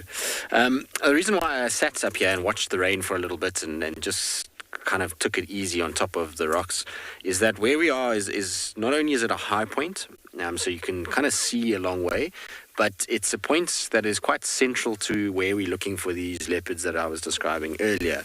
And so when you sit here, it's a good chance of hearing any alarm calls from up here. There's a drainage line that's running just in front that you can see that drops off of the rocks, and it bends round and it goes kind of down, and then it joins the Mulawanini and heads all the way into Chitwa. So as it bends this way, then Chitwa is straight down kind of through this little gap area here, and that's kind of the riverbed, or this little drainage line that you see here is where Thandi is keeping her male cub pretty much all the time. And so coming up onto these rocks, you often get a sense of what's going on, or if he's around, if she's around, because you'll hear guinea fowl, you'll hear a francolin, you'll hear some sort of bird give them away, or a squirrel, and we've got impalas behind us. So there's lots that goes on around here. And on top of that, at the moment, is if you look in front of me, you'll see there's various little puddles of water on the rocks. Now, we've seen what happens to cats when they drink at dams. Obviously, we had that very sad sighting of the cheetah cub being taken by a crocodile. And so what you'll find is when rainwater collects on top of these rocks like this, the cats absolutely love it, and they come up and drink from here. They know that they don't have to worry about a single thing drinking out of a puddle like that, and the water is pretty fresh. I know it doesn't look that great, but that would have formed during the course of last night and this morning, so it's pretty fresh rainwater. There's no chance of crocodiles, and so it's a place that they like to come and lie. On top of it, on a cool day like today, these rocks are often a little bit warmer, and so it's a good place for them just to sit on and take it very, very easy. Alas, though, today, no sign of any of them, and no alarm calls that we've picked up. I was hoping we would hear something. I heard some Franklin's alarm call. What's that bird over there? Marcel, can you just... Looks like a little sandpiper or plover of some sort that's just landed. You often get some really weird stuff on top of these rocky areas. A three-banded plover. That's not weird. But you often get some random things that land here, particularly when you get a lot of water like this. You can get some crazy little birds that arrive. But that's a three-banded plover, normally associated with quite big water points. But that would be taking advantage of these little watery kind of puddles, much like what we were talking about with the cats. There's a huge food element here with very little competition. And so they don't have to kind of fight with larger sandpipers and the likes around the fringes of these little water points, and they can find the food that they're looking for. The one thing that I don't see today, which is odd, is the giant plated lizards Generally, these rocks are crawling with giant-plated lizards in the afternoon. Sometimes you can see 40, 50 of them here, but there's absolutely none today. It must be to do with the weather. All right, we're going to carry on. We're going to try and see if we can pick up any other signs or just, well, anything that comes our way. In the meantime, let's send you back across to Dan at And Beyond Pind. Angala.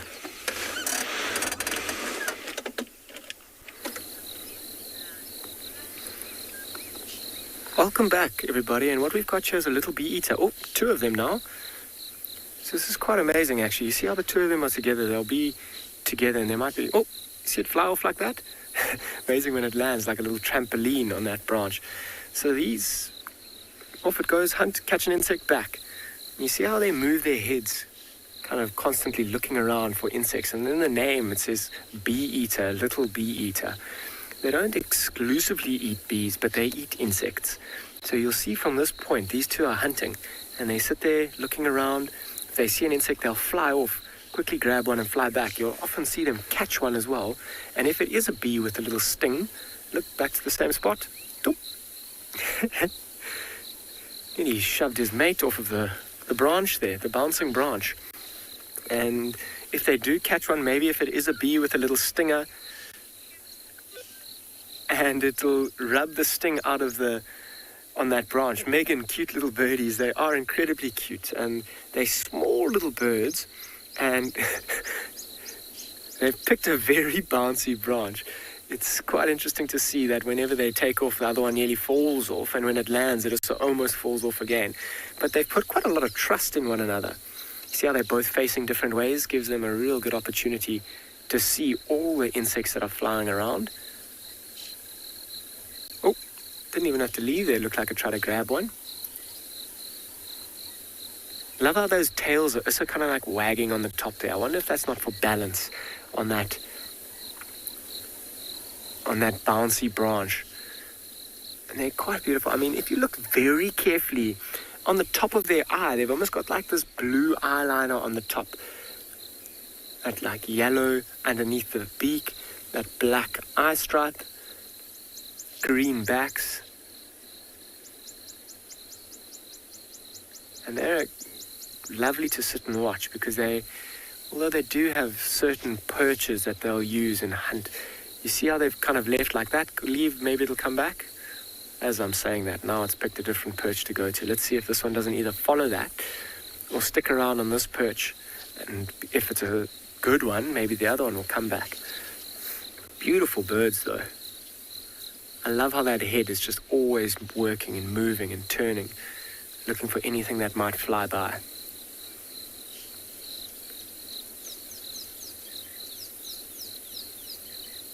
Kind of turning its head to watch us occasionally as well, make sure that we're not making any kind of approach or threat towards this bird, which we're not. And because of that, it's very happy and very comfortable sitting there. Oh, there comes the other one. Back again.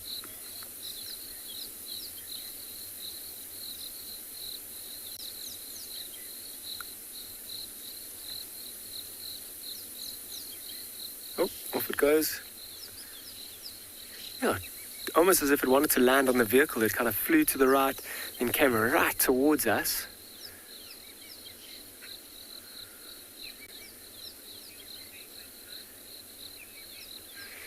Dee, what's my favorite bird? It's a bit of a tricky question, and I'm a big fan of birds. I think the kingfisher family is probably... Oh, did you see how that one gave the other insect to it? Dee, I think I'd probably have to go with a pied kingfisher. I think it holds a lot of, I guess, sentimental value to me growing up and my dad and all sorts of things like that. So I think I'd have to go pied kingfisher. But let me tell you, bee-eaters are not far off. I think they're some of the most beautiful birds out there, particularly these little ones.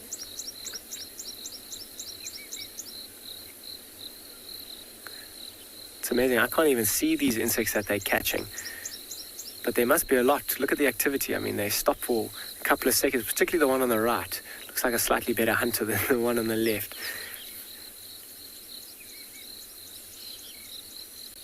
Oh, as I said that.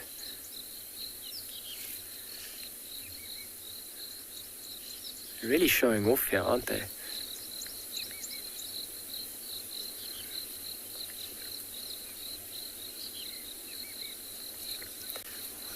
I wonder if I can have a look and see what they're actually feeding on there.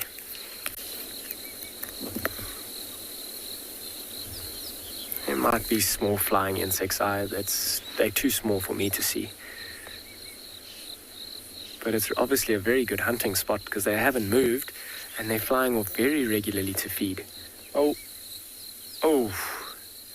back again. Thought they were both gone.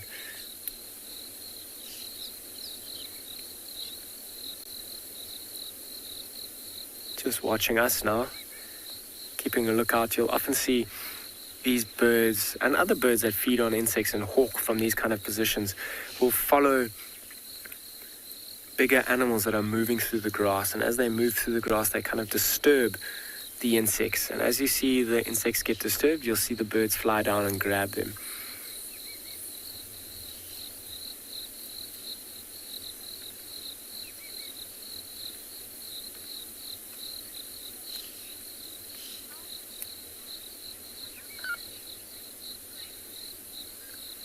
Glenn, aren't they orange in colour under their wings? If you give me a moment, I'm just going to open a book and I'm going to show you what they look like when they're flying.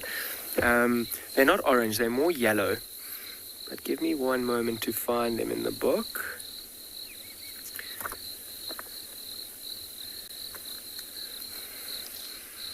So, Glenn, if you have a look here,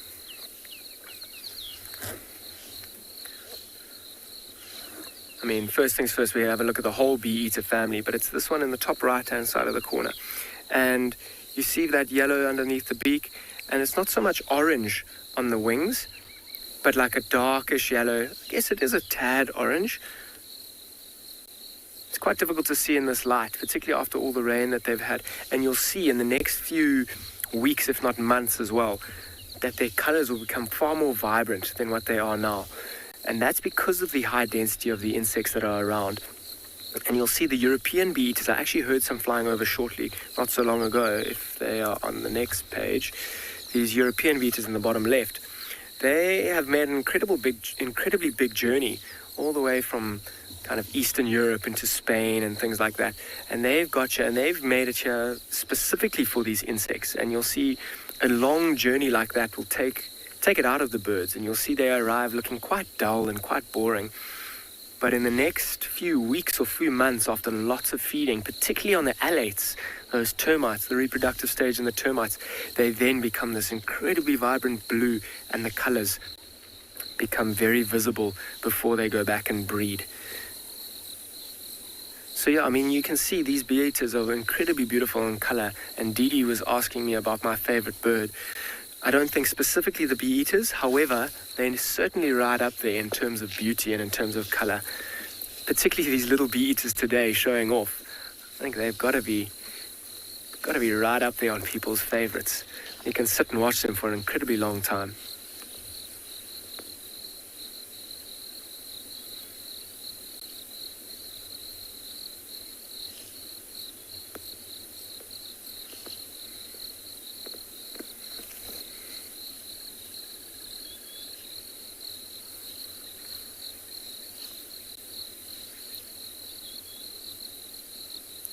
They look like they've got no necks. They're kind of like putting their shoulders up and still looking around, just moving. I wonder where the second... nope, that's not enough. That looked like... Give me 1 second.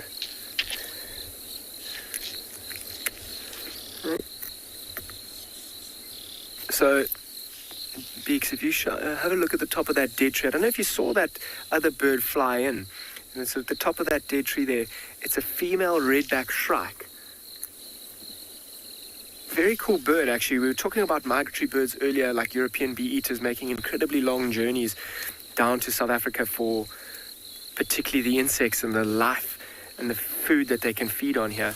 This Redback Shrug is no exception. They've arrived back in the past few weeks, maybe even up to a month ago or so now. But they, small bird, you can see how small it is, made a huge journey, almost as far as Mongolia and almost as far as Russia. That's pretty much across the whole world. And they'll do that flight once a year. or twice a year, once there and once back, which is quite kind of crazy to understand. So showing off, you can see it's got kind of like a black eye stripe. The female's can be a little bit trickier to ID than the male. The male's got, called a Redback Shrug. The male's got that very red back and that black eye.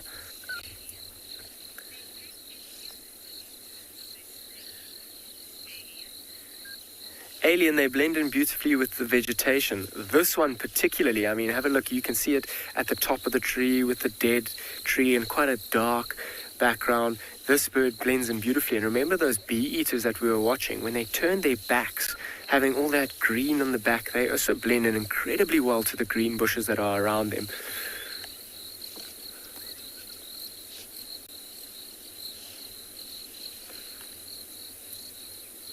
I wonder if there isn't going to be a male Redback Shrug that comes through and shows us the difference between the male and the female. Filming birds can often be quite tricky, but it seems like this afternoon they are playing their part and staying still and hunting and showing off, which is making our jobs quite easy and your viewing great. So I hope you're enjoying it.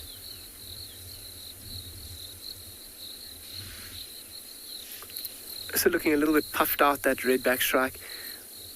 Wonder if it didn't get a bit wet.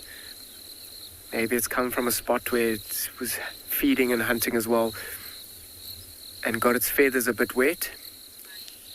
Let's go back to the bee-eaters. Funny bunny blue or funny blue. Sorry if I got that wrong. But these ones, we're going back to these bee-eaters, these little bee-eaters, and they have got slightly forked tails. You can see it there, slightly forked. So that answers your question. The Redback Shrug, they don't have forked tails. If you look very closely, there might be a slight fork in it, but no, you'll often see them standing still and they've got quite square tails rather. But this little bee-eater, we were talking about them blending into their environment, particularly when it's facing away from us. You see that dark green on the back and the dark green in the background. It does blend in very, very well. Look, you've got to really be on the ball to see that. You look for the movement mostly. So I think these bee-eaters and that Redback Shrug for that matter have really shown off this afternoon. I'm probably going to keep going. I'm going to hang around in these central parts where we heard those leopards rasping. Maybe we're going to get lucky as it starts to get a little bit dark and a little bit later.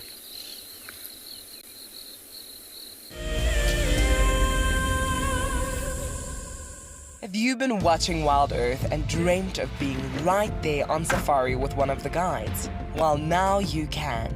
Wild Earth is offering you a chance to buy a ticket to dream. You or a friend can hop on board a live Wild Earth show and join our guide on safari. The ticket is redeemable at any of our locations, anytime in the future. Only a limited number of tickets are available, so don't wait. Get your ticket now and start dreaming. Terms and conditions apply. My name is Lauren, and I'm currently working in Djuma Private Game Reserve here in South Africa. I love answering your questions during the live safaris. It's my favorite part. It feels like you're on the vehicle with me, and I'm able to teach you exactly what you want to know. If you want to ask a question on Wild Earth, then you need to register on our website. Once registered, you must go to the live safari page and ask your question below the live feed.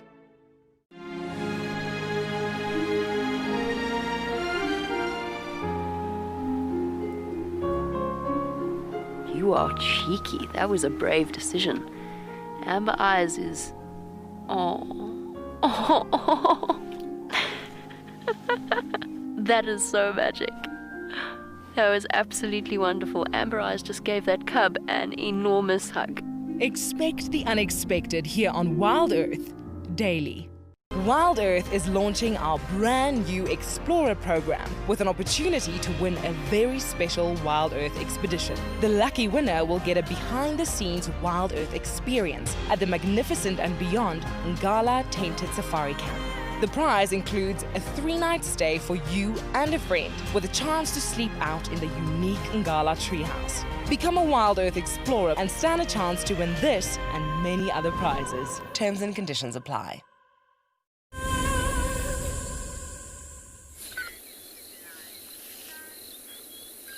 welcome back. Well, we haven't had much time to go any further than these birds, but they're still hunting and flying around, and it's actually quite amazing to just sit and listen and watch this, particularly because it doesn't happen all too often. I mean, for a bird to sit so still for so long, they're really providing great entertainment. As it's starting to get a bit later as well, I think there's far more insects that are starting to fly around. I can hear a few buzzing around my head. I can see the odd one flying.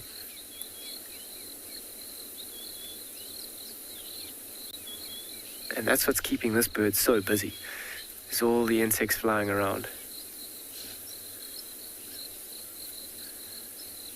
I wonder if those lionesses that we were with earlier, as it's starting to cool, or not that it's cooling down much, it's been pretty cool the whole day, but getting a bit later, I wonder if they're not going to get up and start to move around. We're not far away from them, so I'm going to keep a good lookout behind us in the riverbed, try and see if they do start moving around. Wonder if they're not going to start contact calling or even roaring to try and relocate the rest of the pride, if that's what they want to do. If they want to hunt, they won't be calling though. Obviously when you call, you bring your presence, or you make everybody else aware of where you are and what you're doing. And people, I mean, myself, I'll listen out for that to try and see if we can find lions. Hyenas will also listen out for that, try and see if they can find or scavenge some food.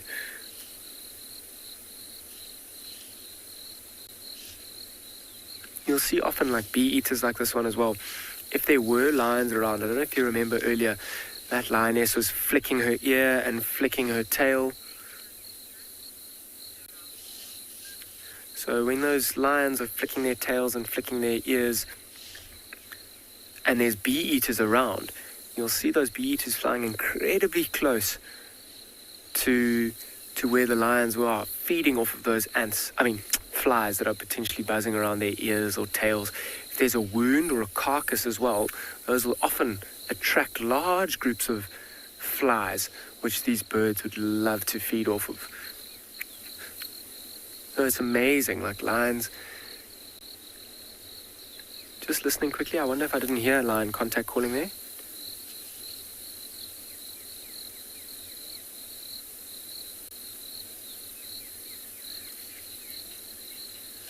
So I think I can hear a lion contact calling from in the riverbed. I can't see any of them yet.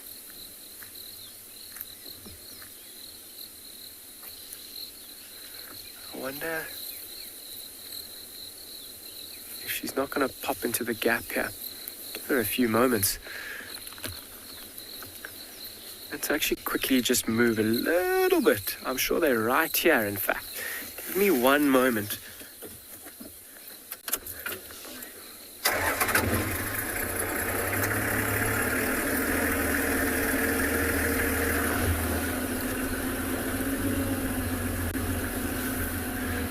So I'm just going to quickly, put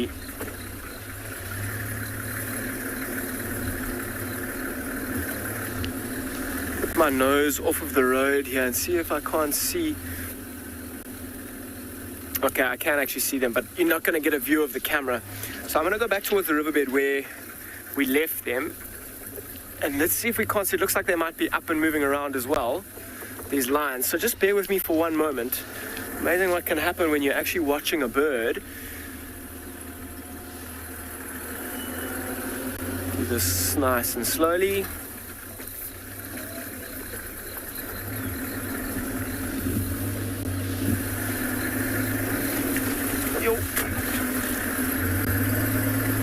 Yo, nice and wet and sticky in the road.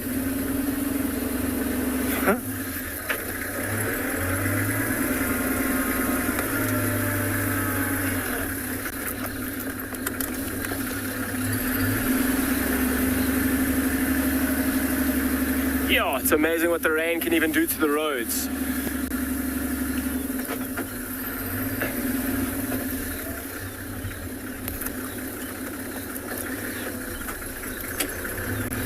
Taylor, what is the top predator of Africa? So it depends what you classify as that. Do you classify the top predator as taking the biggest animals down? Taking the most animals down? Or So there are those two lionesses, Taylor. I'll be with you shortly. Let's just quickly have a look from here. See, they have moved a little bit. Sorry, I'm in the way. So Taylor, which is the top predator? So let's make some classifications. Who brings down the biggest animals? That can be a classification. Who is the most successful predator on hunts? Let's keep those two for now.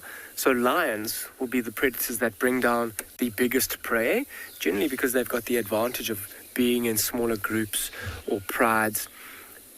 And having lots of numbers allows them to bring down big prey, such as giraffe or buffalo, or even in some areas, smaller elephants. I've seen hyenas taking down rhinos and things like that as well, which is a pretty big prey. But in terms of success rates around here, certainly wild dogs are the top predators. They, more often than not, whenever they head out on a hunt, they manage to come right and actually kill something to feed themselves. They also have the advantage of moving around in groups, but you'll see they don't always catch the biggest prey. This time of the year, they're catching lots of impala lambs, particularly impalas, in fact.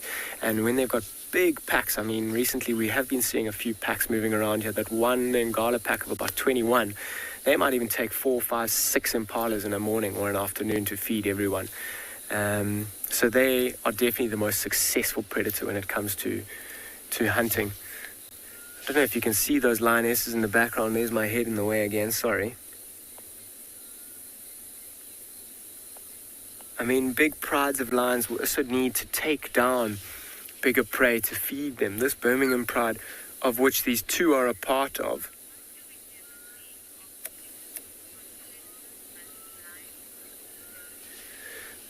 Birdman, why do we never see oxpeckers on predators like lions? And that's actually a very good question.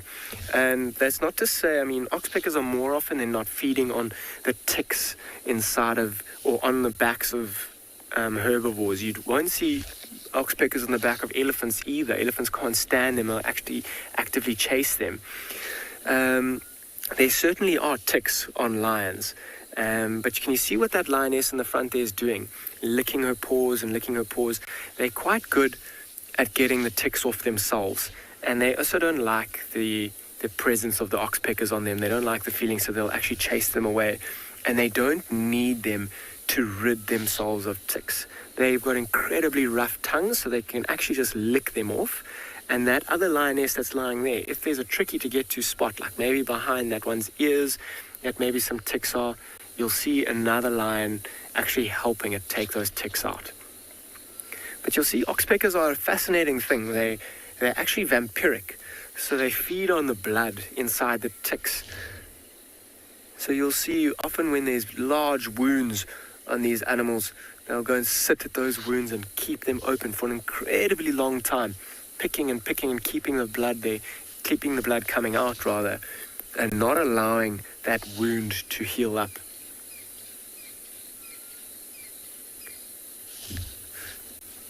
That one looks like it's cleaning its nails, in fact.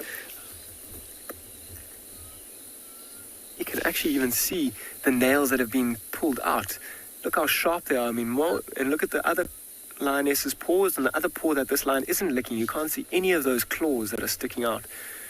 It's amazing how they're actually able to retract those claws.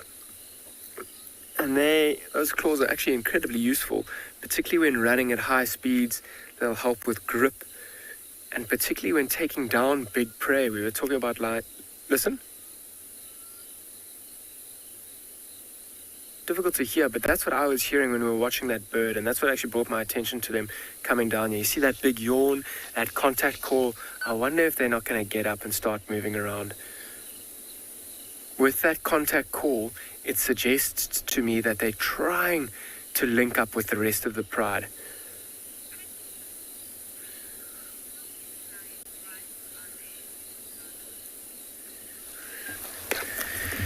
Tico, how many lion prides are there in Ngala? It's actually an incredibly difficult answer to give you, a straight answer. And the reason for that being, because we're an open system, there are no fences. Lion prides can come and they can go. So this Birmingham pride, of which is about 18, and they have those two white lions, they have a majority share of the territory in Ngala, and that's a pride that we see most often. But you'll see territories are super fluid. So if the Birmingham pride goes a little bit north, that'll allow a pride that's a little bit in the south to come into that spot. So let's try and count. In the central parts, we've got the Birmingham pride. We'll have the Mbiri pride that comes in from the south or the southeast. We've got a Squirrel pride that comes in from the east. That's sitting at 3. Then in the north, we might have the Shikukutsu males that come through, the Avoca pride that comes through, the Birmingham breakaway.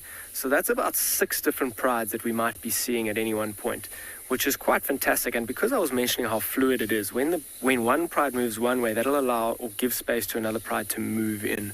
And they will guard their territories fiercely, particularly when the males are around. The other prides will make space. And with those prides having their territories, the females will be there almost permanently. And the males are the ones that kind of chop and change between. I thought I heard another contact call. I don't know if it was from that lioness, but as I turn around, her head is still down. But if it was from another lion, I wonder if she wouldn't have put her head... Oh, there we go. Her head is up. Listening very carefully. Look how she's turning around. I wonder if I didn't hear another contact call. But yeah, let's say 6 different prides could come through here at any one point.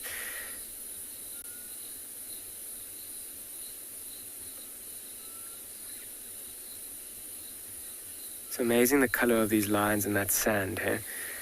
I mean, it's super open, so it's not the greatest of camouflage. But just lying flat down like that, it could give them the... Listen. Soft little contact call.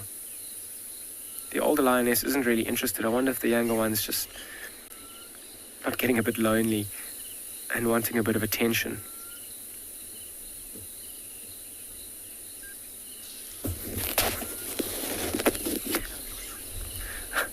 She's calling incredibly softly. I can barely even hear it, and I'm quite close to them. I'm wondering if it's not going to get louder, though. We'll have to wait and see if it does get a little bit louder. Although you can't hear it, lions have got an incredibly good sense of hearing.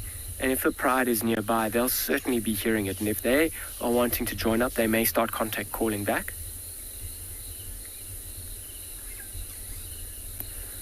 Let's see if we can't put ourselves closer to in front of this lioness and see if we can't hear her. Although it is quite soft, it is a beautiful noise, deep.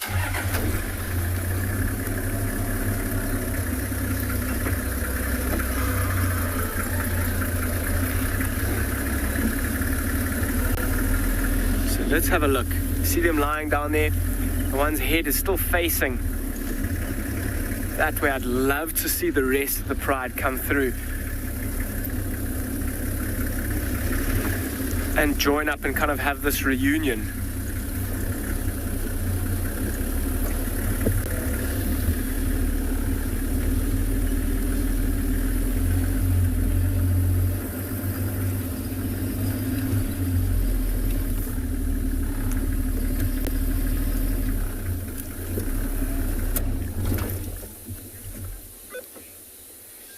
Are the lions in South Africa bigger than the lions in East Africa? In the Kruger Park, I don't think so. I think the lions in East Africa are slightly bigger. This Birmingham pride is notorious for having very, very large lions, particularly the females. Kalahari, however, has also been notorious for having huge lions, and that's in South Africa. So I would say let's put Kalahari lions at number 1, as in being the biggest, then the East African lions, and then let's put the Kruger lions there in 3rd place. However, that's not to say that they're small. They're still massive, particularly the lionesses in this Birmingham pride. If they get up and walk closely to you, or if they are even roaring. So that one on the right is calling softly and it's now facing a different way.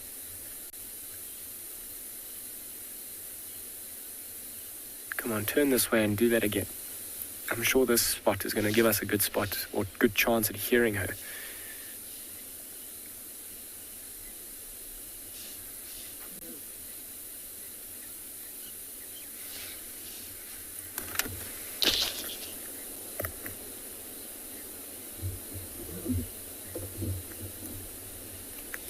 very soft.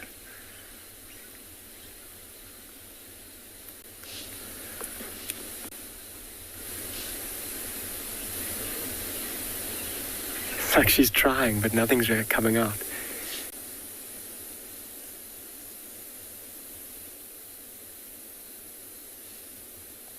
You see when she turned her head here, have a look at her nose when she does. She's a very young lion, maybe around 2 years old or so, and she's still got a very pink nose, which as she gets older will change. I wonder if there's a few impalas that have kind of dropped into the riverbed behind them. It hasn't got her attention completely. She's more interested in contact calling. I mean, those impalas will be able to hear the contact call as well, so they're not going to be coming anywhere near here. Have a look, are they even watching here? No, they're not even too worried. Would have been very interesting to see if those impalas didn't come down a little bit closer to where these lions are. You'll see a sleeping lion wake up very, very quickly.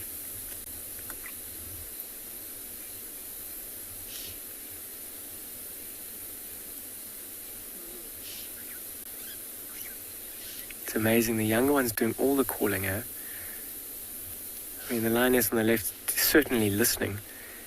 If she didn't get a reply, or if she does get a reply, her head will poke up and listen.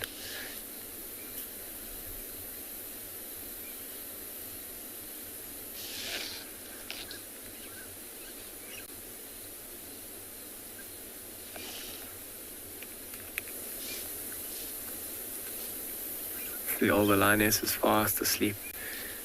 Kind of comfy, you know how sometimes when you're sleeping you put your hand underneath your pillow and make yourself comfortable. Done exactly that.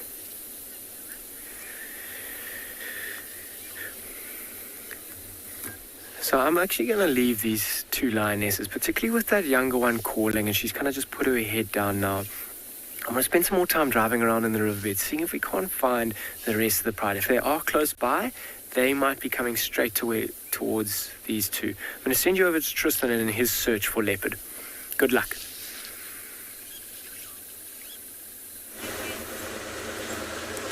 Well, I feel like we need to go and find Dan and rub shoulders with him to get some luck off of him, because we've had no signs our side. There's not a single track that comes out of the blocks where they lost the track for what we think is Tundi, or where they actually last saw Tlalamba. I think I've driven those roads about 7 times now in circles. I felt a little bit like a hamster on a wheel at one point there. And so we've decided to give it a little break for a while. We're just heading slowly towards Buffelshoek Dam. Going to try and see if maybe we can sit and watch the hippos for a little bit. Maybe while we're sitting there we'll be able to hear something, and then from there we'll do another loop just along the boundary, see if maybe we pick up any sign of one of those cats. But it's been quiet otherwise. We've seen very little in the way of antelope. There's been no impalas, no kudu. Cheetah cutline used to be a great place to find zebras, but nothing of that ilk either. So been a little bit quiet this afternoon, and it's just started to rain recently, a slight sort of drizzle, which has meant that the birds have all settled down as well.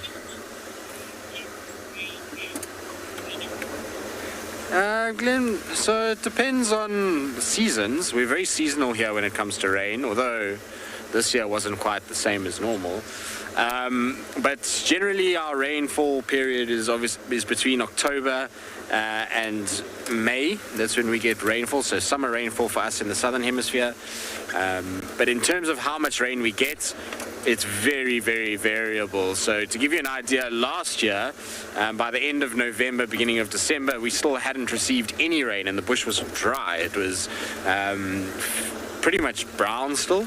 We got some good rain in December, which allowed it to all green up, and then really good rain in January. But the frequency of the rain is different every year. This year we've had a really kind of good year from a frequency point of view. We're getting rain at least every 4 or 5 days for the most part.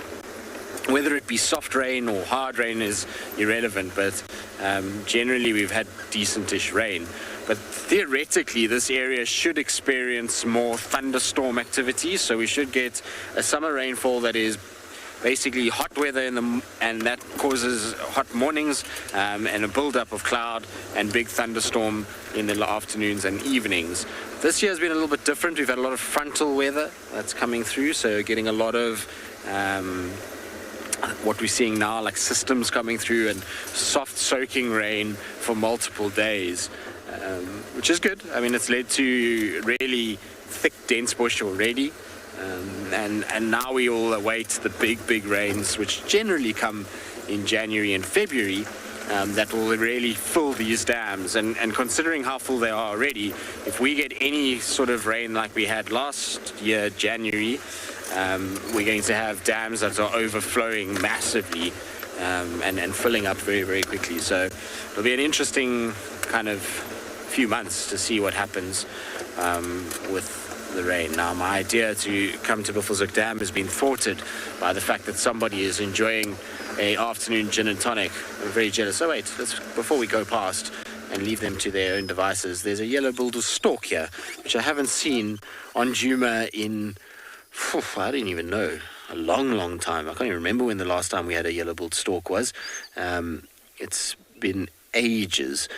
They're fairly common throughout the Kruger region. You can see it's using its wing to shade the area to reduce glare in order to be able to see better.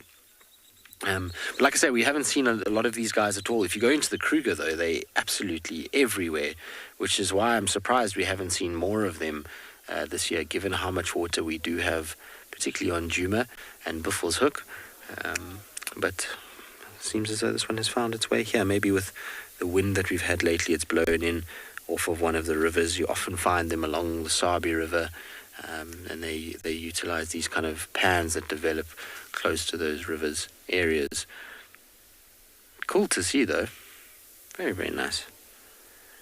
I love the way that they go about their business. They have this massive yellow beak and kind of move their feet, and then they grab fish and frogs as they go. Warthog Queen, rarest animal found on Djuma. If we're talking mammal, probably, I mean, it's tricky because, so here we have had a sighting of a, maybe the hippo on the right is going to be better. We have had a sighting of a brown hyena in 2009, which is the last known sighting of a brown hyena in this area. So that would be considered very, very rare. Pangolin, which is always something that everybody knows about. Aardvark, caracal would be a seriously rare one for this area. And then probably my one that I would go for would be striped polecat. Striped polecats, I don't think we've ever had one on camera, and I only know of one individual that was seen for a while around Chitwa at the hangar there, and that's disappeared now. So I don't even know if there are any striped polecats left or brown hyenas in this area. I don't think so. The number of game drives that goes out, you would expect people to see them. So probably those two animals would be the rarest if they were to make an appearance. There's also an aardwolf that is cruising around Torchwood and Nkoro. That's also the only one that I know of in the Sarby Sands. So yeah, those would be mammal-wise. Bird-wise, difficult to say, because every year with every kind of passing day and rain and storms and things, you can get rarities that come through. So that's an ever-changing thing. So yeah, birds is a tricky one. Insect-wise, well, if we go spider-wise, hedgehog spider would be very, very rare. As far as we've only ever found two of them, one down on Shabamo and the other one outside of our final control. And actually, no one really knew that they occurred in this area until we found those two individuals. So yeah, it depends on what we're looking at, but those are kind of some of the really rare individuals that we get out here. Any of those would be an amazing thing to see. All right, we're going to carry on and leave everyone to their gin and tonic, and let's see what else we can find.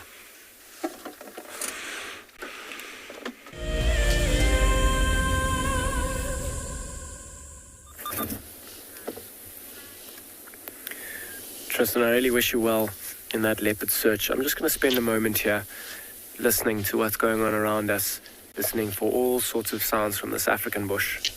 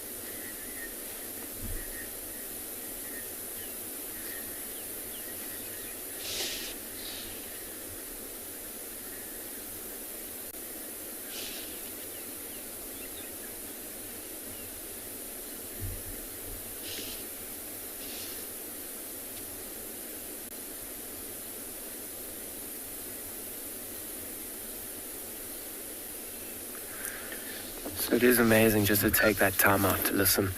I was really hoping that leopard that we were looking for earlier was going to call. This is kind of where I thought I heard it last.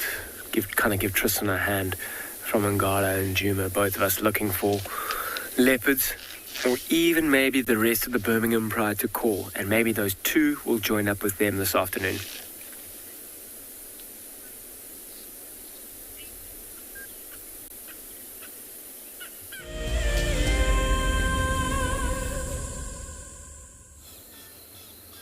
We have not been having the best luck in our leopard search or our elephant search.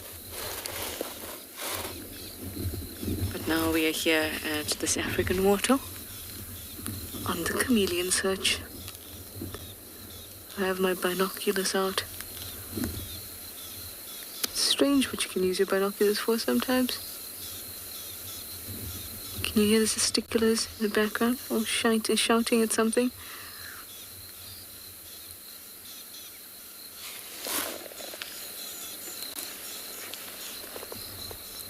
Whatever it is, I can't see what it is. But they seem to be shouting quite incessantly. There's also a few drops of rain. You can see the wind picking up that wattle, blowing in the wind. There might even be some thunder in the distance. But for now, we're okay. I want to just swing around and see if I can see what these testiculars are getting angry at. It's probably a snake or something like that, because I can't see a big animal. Valerie, you'd like to know why I love chameleons so much? It's because they have such unique adaptations. I like them and spiders very much. Super fast tongue, produce a ridiculous amount of force. Eyes that move in different directions and that can focus without using both of them. It doesn't have to bring both of them in to give depth. It can actually perceive depth with one eye. It's amazing. Not as good as with two eyes, but they still can. They look amazing. They have all these different layers of cells in their skin that contract and expand to change its color. What isn't there to like?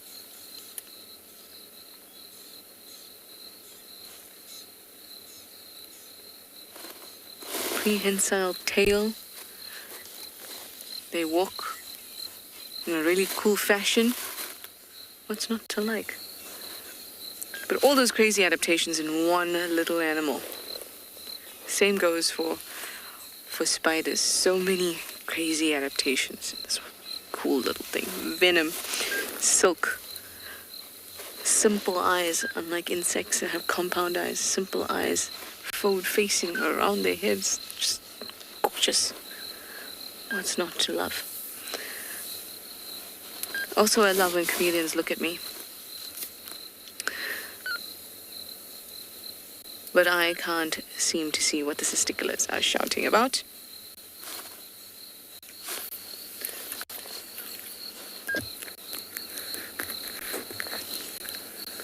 Just got my binoculars on. Look underneath that bush quickly. No. Can't see a thing. Oh well. We'll let them shout away then.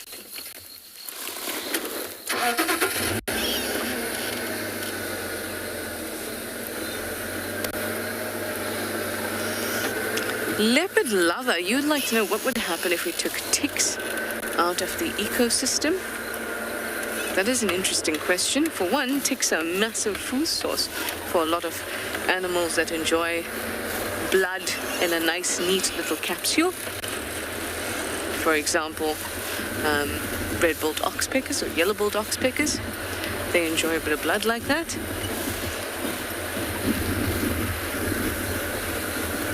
Apart from that, them being a food source, of course, then oxpeckers would start to then just prioritize open wounds and then that what is perceived as a symbiotic relationship, but really that's very questionable, will become a completely parasitic relationship between oxpeckers and their hosts, because all they'll be doing is keeping wounds open and infections would be rife.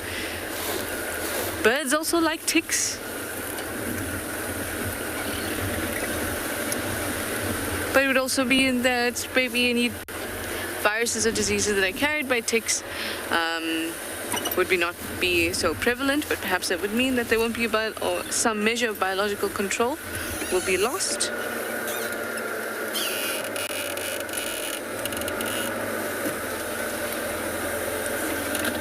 But that being said, it's not always doom and gloom. You never want to interfere with an ecosystem, but also it's important to know that not everything is an extreme. For example, if you remove mosquitoes from the ecosystem, it's not going to be a huge thing in terms of what we know already. There are very few things that are pollinated by mosquitoes, and it is a food source, but a very little, small food source.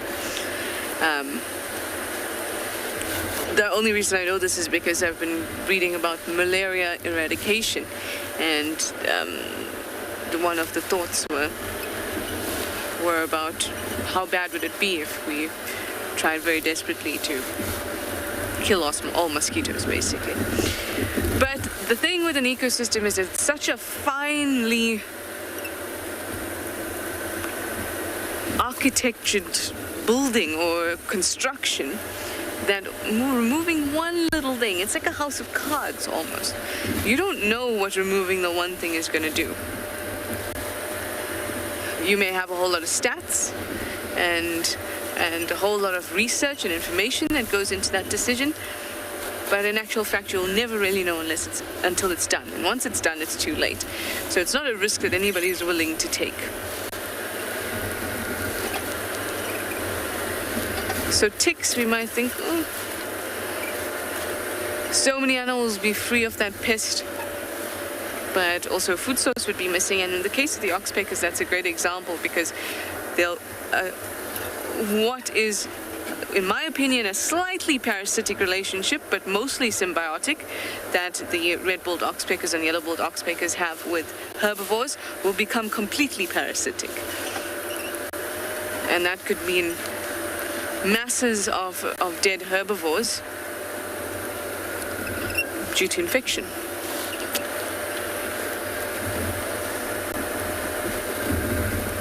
So it's a huge question with a massive answer, as you probably gathered.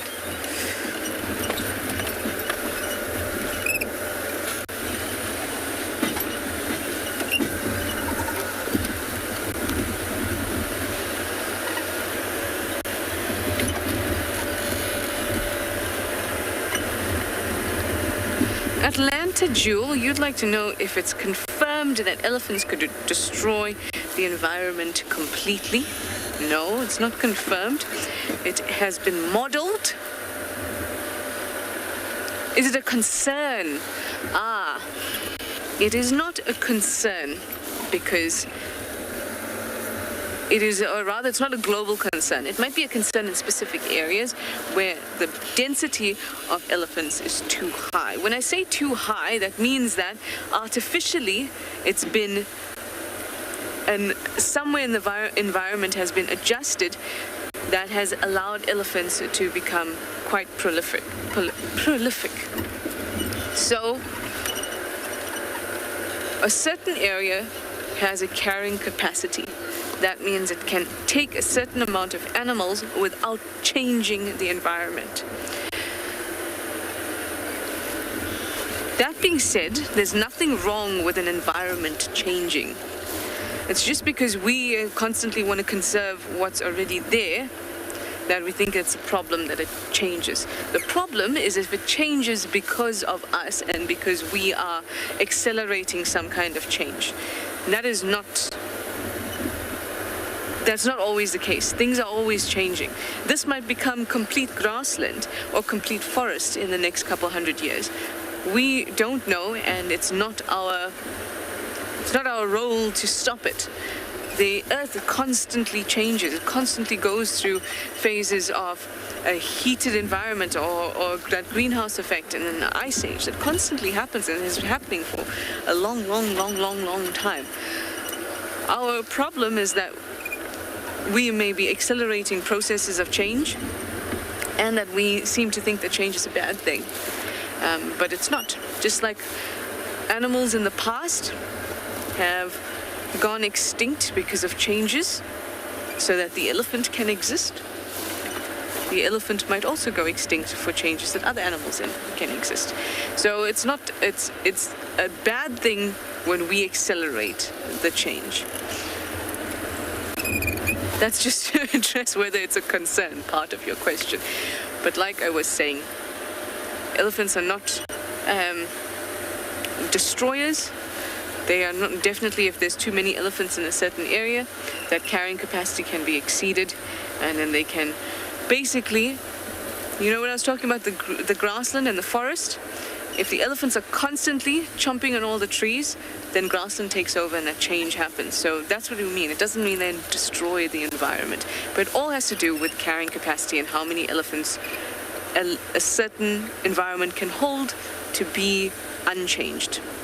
It's very, very complicated when you think about it and complex, but it's a good question. Anyway, enough ranting. Let me send you over to Tristan for a bit of an update.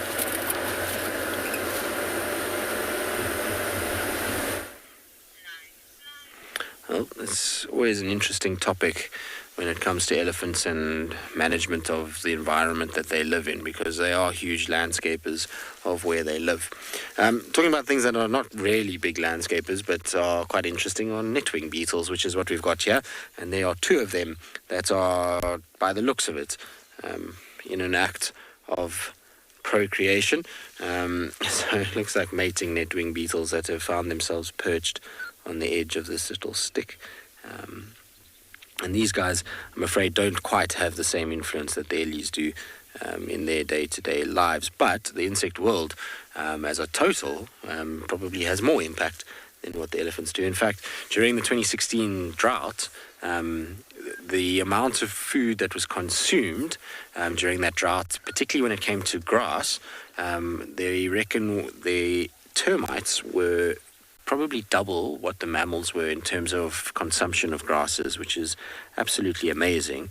And that's just termites. So you can imagine all the other insects that are involved, like harvester. Harvester termites are all exactly that. So they would have gone through all of those grass layers. And it's why when the drought was happening, we had no grass at all. It was very, very, very sparse and dusty and dry. And it's because the insects basically destroyed absolutely everything. These particular little insects, these netwing beetles, as you can see, display a aposematic coloration. So they are something that is not very tasty. I have never seen anything feeding on them, funnily enough. I've never seen a bird with them or a lizard or anything like that, and that's probably due to those bright orange and black coloration.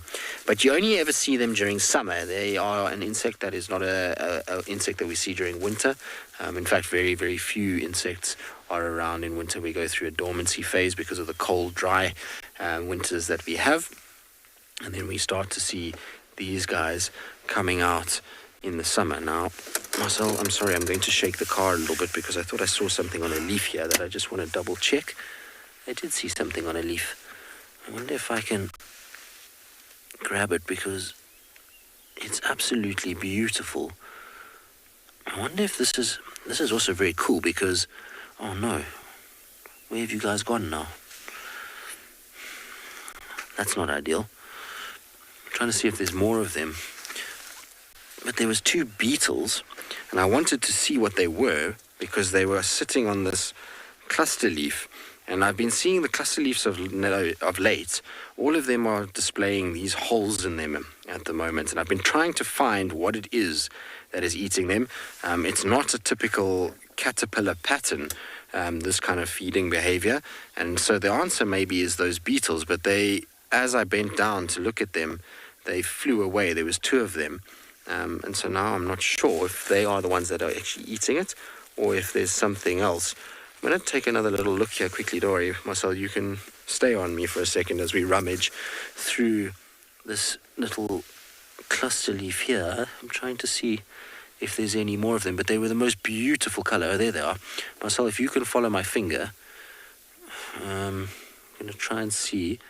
Do you see it here on the edge of the leaf? If I turn it. There we go. Look at the coloration on this guy. Absolutely beautiful. It's got these greens and bronzes. I don't know what you are. Sorry, Marcel. That's a pretty cool looking little insect. I have absolutely no idea. Maybe part of the tortoise beetle family? I'm going to have to look that up and see. Maybe one of you out there will know what this is. Alex, you're asking how long beetles are pregnant for. Well, unlike mammals, they don't carry a young. So they lay their eggs and then the eggs are fertilized. So there's no real pregnancy phase for them. But I'm fascinated by these guys because I have never seen this particular beetle species. Either that or a chafer, maybe one of the chafers. Either way, very, very pretty. Got little bronzes and greens all over it, which is cool. And I think they're the ones that are responsible for the damage on these cluster leaves at the moment. If you look at this bush, this poor thing has been eaten everywhere. When I first saw something on the leaf, I thought it maybe was a bird-dropping caterpillar, but it wasn't. And so I wonder if it's them. I need to pay more attention to the various cluster leaves in the area and see if I can find more of those, because like I say, all of them are showing that damage at the moment. And so if it is those beetles, they should be then fairly common on every single one of the trees. Interesting. That's what I love about being.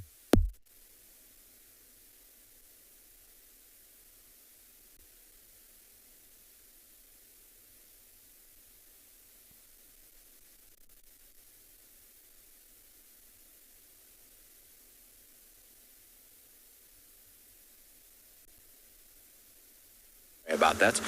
My mic switched off when I got into the car. So, you know, in my case, it's been over 10 years of being in this reserve, and the fact that we can still find things that are new to us that we haven't seen before is what makes being out here so interesting. I absolutely love that side of it, is that you don't know what you're going to get around any corner. It could be something exciting like a pack of wild dogs chasing after something. It could be a beetle you've never seen before, a bird you've never seen before. It's always so special. Linda, you say maybe a scarab beetle. I didn't catch the first part of it. Did you catch the first part, Marcel? I got Linda, but I didn't get I just got scarab beetle, that's all I got. I mean, it could be part of the scarab beetle families. I mean, dung beetles, etc. Are part of that, so it would be interesting. But, I mean, we don't get a scarab that looks that color, I don't think. I'll need to check it and make double sure. The insect books, unfortunately, for South Africa, they are very general. They don't delve deep into all of the insects that we have, which is, I mean, to be expected. It's not an easy thing to compile a field guide to all of the insects, plus photographs and everything else. So it's a bit of a synopsis of what we've got. So I'll try and figure it out. I'm sure one of you out there is smart enough to have gotten a screenshot and to know what it is. I know there's some very, very clever individuals, and particularly with the insects. So maybe we'll get lucky and one of you will actually know it, which will help us out a lot. But either way, it's a beautiful insect, and one that I'm quite glad that we managed to find. Look how ominous those skies look. Sure. It's actually quite pretty because there's a bit of color now coming through as we're starting to approach sunset. You're starting to get this slight little bit of kind of, I don't know what the color would be, but almost a sort of pinky hue that's coming in underneath the dark blue clouds. Like I say, it does look quite ominous off to the southwest at the moment. You can see a little peak of a hill just on the horizon there. I don't know if you can make it out just to the right of that tree. So that little peak is inside Londolozi. And then if we come to the left, so a lot of you will often wonder where we kind of are. So that's a little kind of peak to the left. And then between two trees far to the left, if you keep coming, Marcel, there's another little peak over there. Now that little one is inside Ulusaba. I don't know if you're on the right one, but I think you know a little bit more to the left, Marcel. There it is, there, between those two trees. So that one there is inside Olasaba, and that is the western boundary of the Sarby Sand. So it's kind of to the southwest of where we are, but just on the other side of that hill is where the western boundary lies, and then after that is community land. And there's a kind of camp that is built in that area over there. Beautiful, though. It's also gone really, really quiet. Earlier when we were sitting on the rock and we were just listening and hoping for alarm calls, there was lots of birds chirping. There was, woodland kingfisher, there was Wahlberg's eagle, there was various hornbill species. But now it's gotten to that point where it's just that kind of silent hush. And if I keep quiet for a little bit, you'll hear it's almost the silence is a little bit deafening at the moment.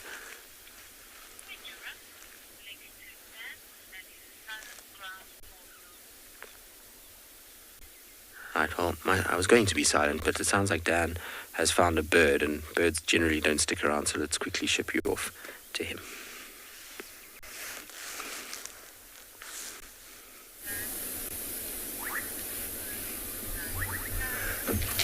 Welcome back to And Beyond Ngala. Thanks, Tristan. What we have here is a few ground hornbills, actually. Incredibly beautiful birds. Red faces and the black bodies. See the one in the background, the juvenile without the red and the black. You can see the white just to the outside of the wings. Now, this is quite a beautiful family group over here. You see how they're all moving in the riverbed, kind of looking for food. And now their food will comprise of all sorts of things, from tortoises that love the rain. You'll often see tortoises at this time of the year coming out from their kind of extended slumber, almost like a form of hibernation during the dry winter time. You'll see those big strong beaks will get shoved right into the holes of a tortoise shell. Snakes, they love snakes. Reptiles, frogs, small mammals. Even this time of the year, I know we've been talking a lot about impala lambs. You see that big bull and those big feet? A ground hornbill is even capable of taking down a baby impala. It's quite difficult to imagine. It is such a big bird. It's just popped. Let me move forward a tad here. Let's see if we can't get onto the other side of that palm.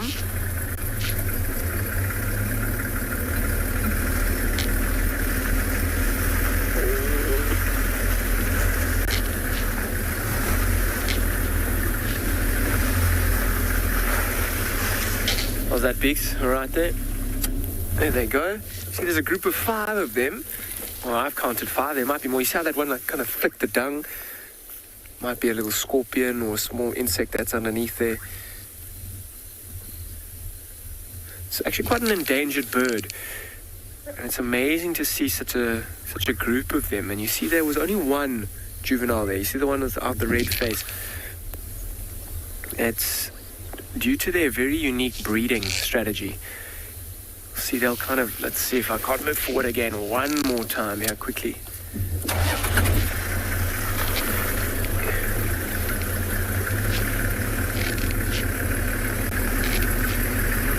That should be good.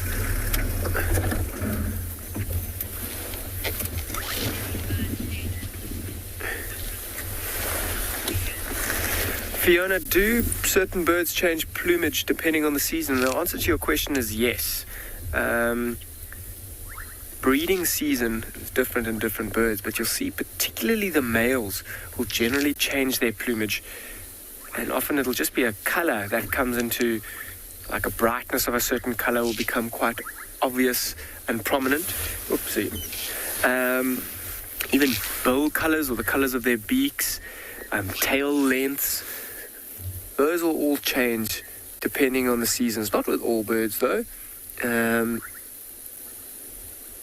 But yeah, I was talking about how these birds are actually endangered, and it's due mostly to habitat loss. They're very fussy with the types of nests that they choose. They'll try and their natural nests will be like a small cavity or quite a big cavity to hold quite a big bird. I mean, it stands over 1 meter tall, that bird, and in a dead tree, and they'll lay 2 eggs, of which one of the eggs will be killed, so they'll only have 1 young, and it'll be only every several years.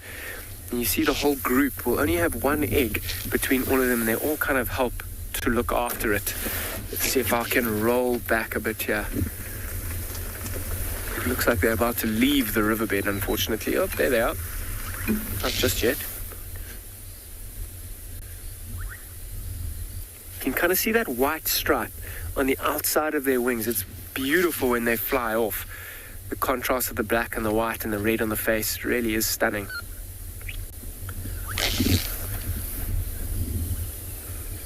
Kind of separating, covering as much ground as they can.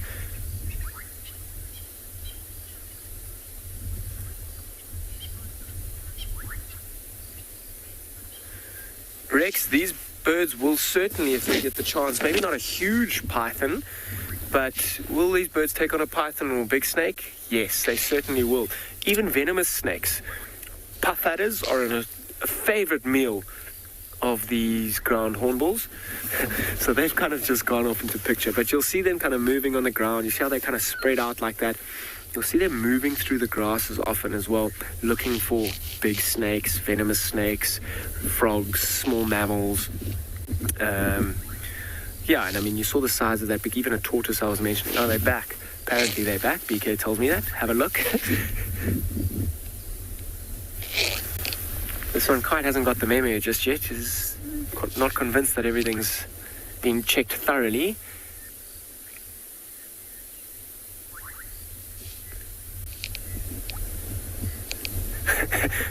And now it's kind of going back again. It's amazing what the riverbed, I mean, particularly when it's raining, I try and spend as much time as I can in the riverbed because it's the easiest to drive around in. And yeah, I mean, the birds and the lions and the leopards love to use this riverbed. It's far more comfortable for them.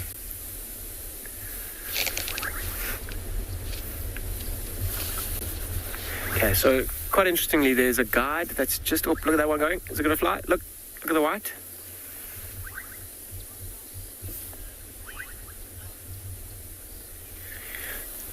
Kevin, how long can these birds stay without food?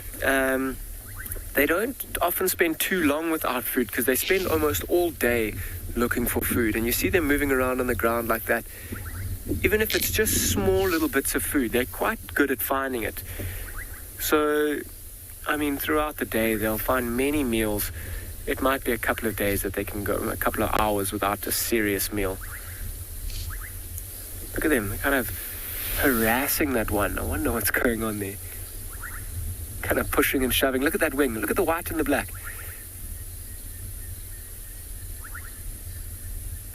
Look at that. They're using that really strong bull. That juvenile as well is kind of pushing its weight around. Is it going to fly? There it goes. Look at the black and the white I was telling you about. Oh, Beaks is doing a great job to keep with it.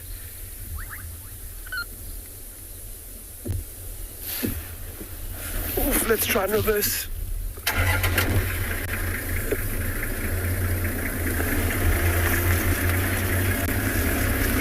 Okay, and they've actually, in fact, flown off. What I'm going to do, there's a guide that's just popped into the riverbed just ahead of us, and he's managed to find the rest of the Birmingham Pride. So not far away from where we had those other two members. So just stick with us quickly. It's not far from where we are now. Let's see what they are up to. It is that time of day when they're going to be moving around.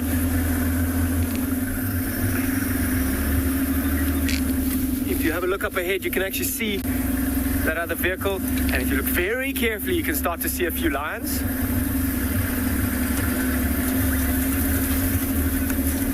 Bear with me, I know it's a bit bumpy and I'm trying to get you as quickly as I can.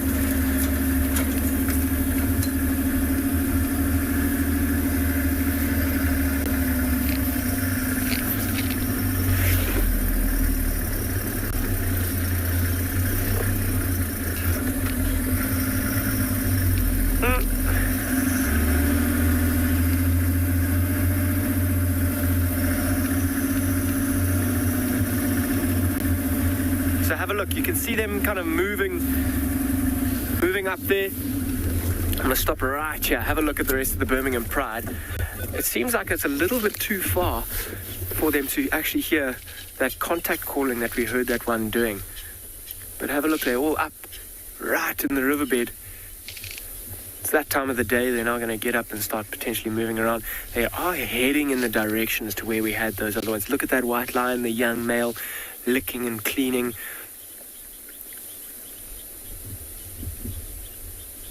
Doing a very good job. I mean, we were talking about getting ticks and things off their bodies earlier. Look how easily it can actually get into a place that you think that it wouldn't be able to.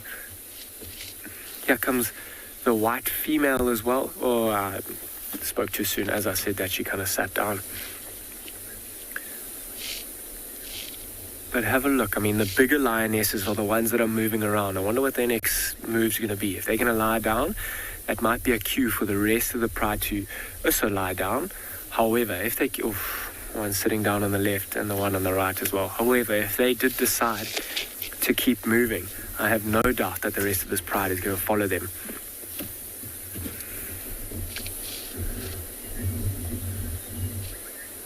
So there's that white female. She's kind of just watching in the cover of the reeds, not far away from the rest of the pride. Just watching. It's actually beautiful lighting. It is that time when the sun would normally be setting. However, I haven't seen the sun once today, but it is still producing a magnificent light. You see these reeds. We were talking about lions being camouflaged, and in the riverbed it can often be quite open. You'll see maybe a smaller antelope might carelessly move down into this area, which will excite these lions incredibly. Kudu on the banks might move down.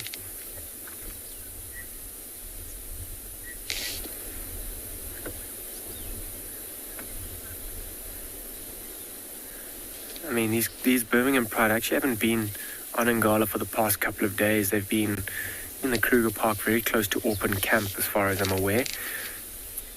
And I think they ate quite a big meal there. It sounded like a giraffe. I had a friend who drove past Auckland Camp and said he saw 2 white lions.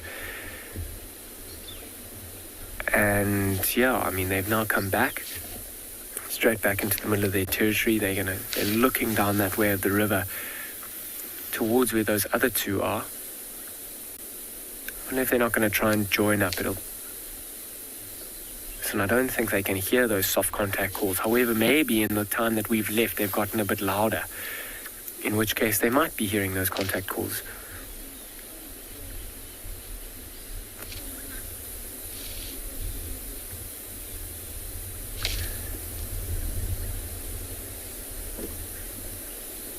Couple of yawns, couple of stretches here and there.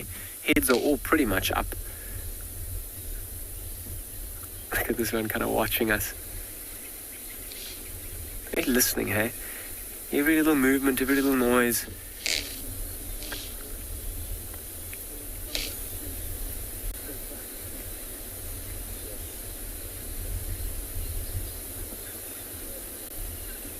So I'm waiting for that lioness at the back.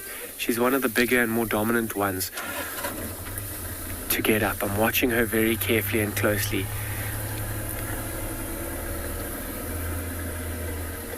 See if she doesn't kind of get everybody else to move. Or we might watch the younger ones. I mean, you see that white one licking its back.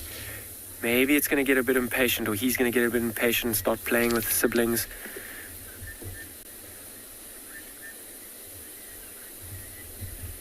What a scene though, right in the riverbed. This Birmingham Pride can sometimes... Here comes this little one, okay? This white one has now got up. Let's see what her response is when she walks into this pride.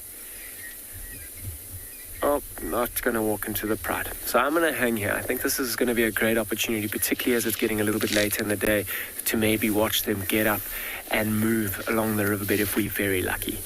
But in the meantime, I'm going to send you somewhere else.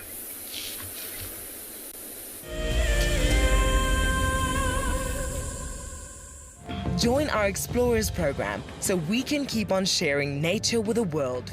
For a monthly subscription, you will have the opportunity to win fantastic Wild Earth expeditions, have access to an animal identification app, receive weekly highlights from our shows, and much more. All the money will go to keeping these live safaris on air, which in turn connects a global population with nature. My name is James Hendry, and I work here at Djuma Private Game Reserve in the Sarby Sands on the western fringes of the greater Kruger National Park. My favorite part of getting questions from viewers is that we get to have long and varied discussions about all sorts of different aspects of nature. Because our audience comes from all over the world, it's very special to have different perspectives from everywhere. If you want to submit a question on Wild Earth, you need to register on our website. Once registered, go to the Live Safari page and submit your question beneath the live feed. Welcome to my car. This is Wendy, and she's my favorite. She would love to have your name attached to her, so you can be with her every single time she goes on a safari here in Djuma. If you become a Wild Earth Explorer, you will have the opportunity to buy an engraved tag, which we will attach to her. We will make sure to send you a digital picture to show you exactly where you are sitting on her. You will have front row seat in every single sighting. What makes Anbi Pinda Private Game Reserve so special is our massive array of habitats. And with that comes, of course, a beautiful diversity of landscapes, but also an incredible biodiversity in terms of plants, bird life and animal life, as well as, of course, our conservation success stories with cheetah, with rhinos, now with pangolins too. Catch up with the guides daily here on Wild Earth.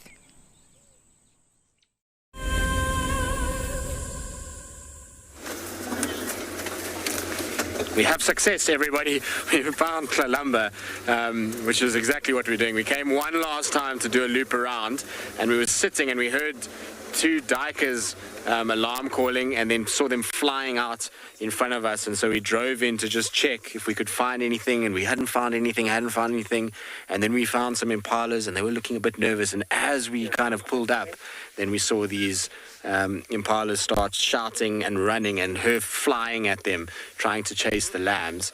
And so now we're just trying to keep up with her. As you can see, she's on a bit of a mission. But I'm so excited that we managed to find her, because, you know, when it comes to Kalahari, it can be super, super tricky. And for us to have had her 3 out of 3 in terms of game drives in the last 24 hours is pretty special. She's not a cat that is easy to, 1, keep up with, and 2, to find. So very, very excited that we've managed to find her. Like I say, hopefully at some point she's going to slow down, because for now it's all systems go, and we are in full steam ahead with Kalahari. She's going pretty quickly. Hopefully she's going to scent mark at this tree. I'm just going to turn so that we don't have the roof in the way. There we go. It's so beautiful at the moment, though, especially with viewing these leopards, that golden coat in this green grass. It's such a nice contrast of color. I absolutely love that for summer, when you get this contrast between that sort of spotted pattern and the bright green of the summer grass. It makes them just look that much prettier and stand out from their environment. All right, let's catch up with her. Excellent. So we know she's hunting, which is always a good thing. She's a busy cat when she hunts, so I'm pretty sure she's going to go after anything and everything that's in her path, whether that be duikers, steenbok, impalas, scrub hares, any of that will be on the menu for her. I'm hoping that she's going to go onto the road, because the road's just in front of us here. The problem is if she turns more eastwards, we're going to have a bit of a struggle, because the signal's not too good down that side.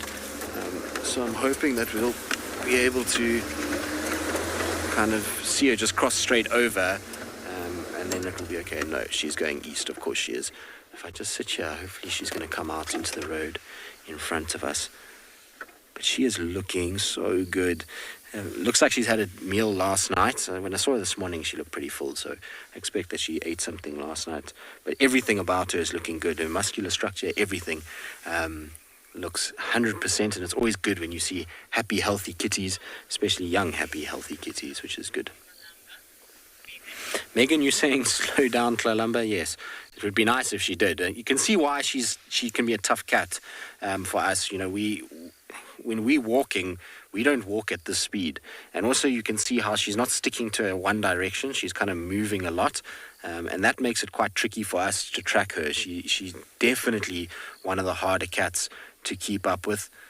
But there we go, onto the road, just like that. It's like almost as if, now you found me, now I'll walk down the road and be happy. But don't go that way, Kalamba. You're going the wrong way at this stage.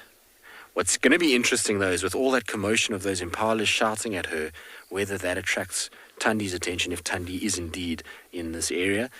It's going to be interesting to see whether she responds to those alarm calls or if she just leaves it. The other thing that we did find while we were here now is a track for a single wild dog as well that's running around. So one of those animals might respond to these alarm calls and make their way kind of where we are. All right, let's catch up with her, because unfortunately as it starts to drop there, we're going to start to lose our signal. So I want to just get closer so that we can at least watch her if she carries on walking down the road.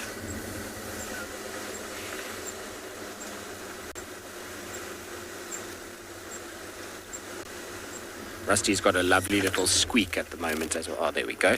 My favorite when they do this, when they flop down and then they roll around like absolute little hooligans, and rub their faces and go on their tummies. You silly sausage, what are you doing? I've got to groom ourselves.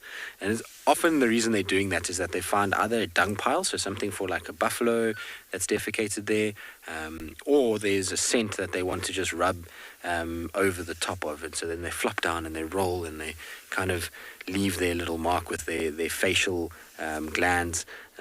You just don't find that it's a urinating thing. They're generally just trying to kind of get some sort of scent on them as well as leaving something on wherever it is that they've rolled in. But they always get these naughty faces when they do it. That's why I absolutely love watching them go about their business. So special to spend time with her. As much as she's difficult, I think that's what makes me like her so much, is because it's always a challenge with her. It's never easy. I mean, some days you find her kind of walking on the road, but you always got to have your wits about you to travel with her and to kind of follow her and think about where she's going to be. I'm just intrigued at how far she's walking to the east. I wonder if she's not in an estrus cycle and is looking for a male. You can see she's marking all the way along, which would indicate that maybe, just maybe, she's trying to find a male. And at the moment, Mulawati hasn't been in this area. We haven't been finding tracks for him. He seems to be hanging around more to the south. So maybe he's just, I don't know, maybe he's not around. Tingana's kind of been in and out. So maybe it's just making it a little bit more tricky for her to find a male to actually mate with at the moment. And that's why she's moving out of her territory so much. All right, let's catch up with her. Like I say, I'm hoping the signal will stay until that little bump that she went over. That should be about the limit for us. Unfortunately, it drops off pretty quickly from here. But if we get up onto that bump, we should be good. So if it does break up a little bit, I do apologize. I also do need to get 2 other vehicles into the sighting at some point. So I'll have to listen to my radio. Are you going to go into the block for us? She might be doing us a favor here. Let's see. She's got her tail up, which means something's shouting at her. I don't know if it's a bird or impalas or something, but her tail is definitely up and her nose is to the ground. What have you smelt, Kalamba? She's smelling something. All right, well, we're going to... Oh, she's going to go behind the pole, of course she is. We're going to follow her through this block. Hopefully she will lead us to her mom. It would be quite something to see the 2 of them unite, because I would love to see the reaction between them. But in the meantime, off you go to Dan and the other big cats that we have this afternoon.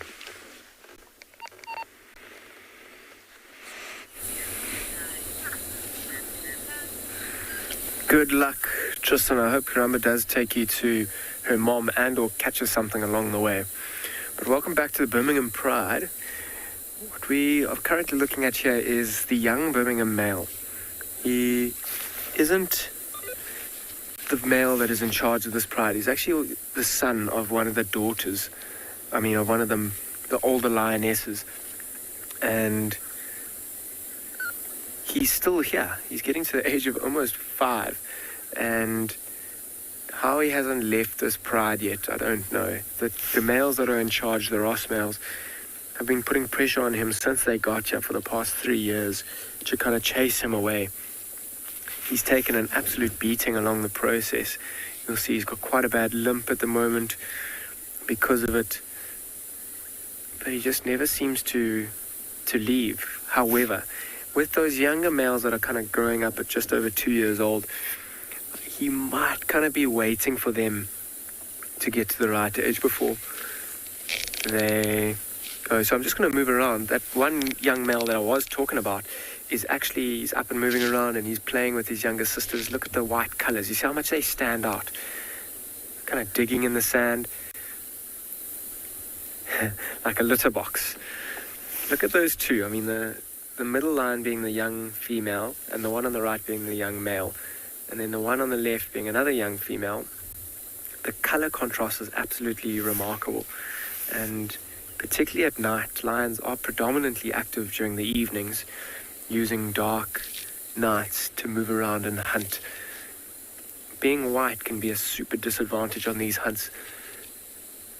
However, if they are smart enough to kind of coordinate the hunt correctly, they can use the white distraction to their advantage to try and distract maybe some prey or use them to chase prey into other lions that are lying in wait. However, that young male you saw, if he were to leave this pride, which he will eventually, luckily he's got a few other brothers that are normal tawny colored lions that might blend in a bit better than he does. But if he were to leave on his own, hunting would be incredibly difficult. Particularly at night, you kind of stand out and glow.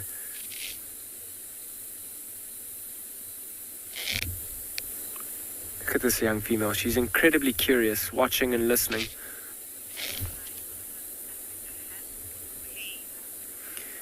Kayla, how many white lions does Africa have?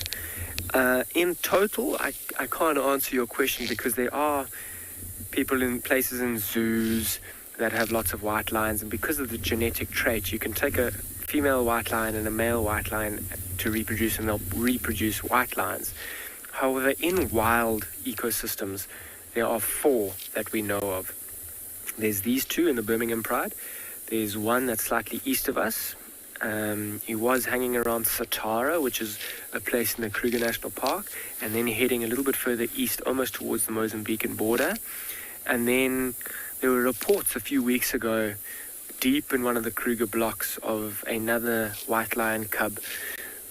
So 3 that we really know about, and the 4th one is a speculation, and if it's still around, we're not 100% sure. But in the wild ecosystems, these are 2 of 4 that you're seeing, and this is one of the only places that you can consistently see them, although it's never a guarantee because they may disappear into Kruger for days at a time.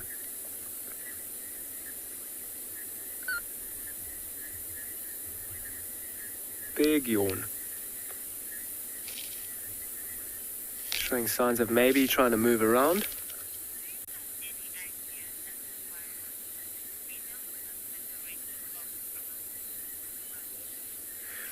Bunny Blue, why are the other 2 females separated from the pride? My guess would be, I mean, members do often separate from the pride. My guess would be maybe that females might have even left to give birth to her cubs. And as we saw, she did have that big belly and her teats were starting to look quite obvious. I wonder if she hasn't left to try and find a den site. Why the other younger females with her, I can't tell you. I'm not 100% certain. However, in the next couple of days, maybe we'll come to a better conclusion as to why they've separated themselves. It'll be very interesting to see if she doesn't give birth in and around the riverbed there. Good place for her, and that'll give her cubs the best shot at surviving.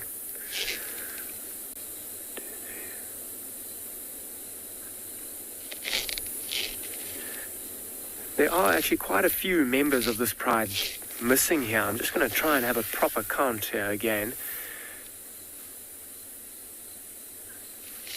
So I count 11. So including the next 2 that we saw earlier, 12, 13, the 2 males, 14, 15, and then the 2 smallest cubs who I haven't seen in quite a long time. That takes it up to 17. And I wonder where one more is. Maybe one's lying in the grass here that I've just missed. but sitting at 18 lions, 11, maybe 12 of them sitting here in front of us. It's a lot of mouths to feed, and you'll see often we're talking about the separation and maybe those two lionesses who have moved away and that we saw earlier. Lions, I mean, this area is super well known for super prides in the Kruger Park, from all the way from here at Auckland towards Satara. It's world renowned for having these huge lion prides.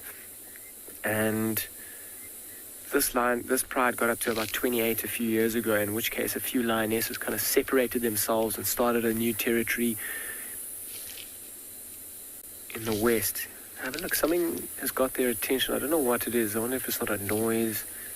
But they all seem to be looking behind us. I can't see anything just yet, although I'm going to be keeping a good lookout for them.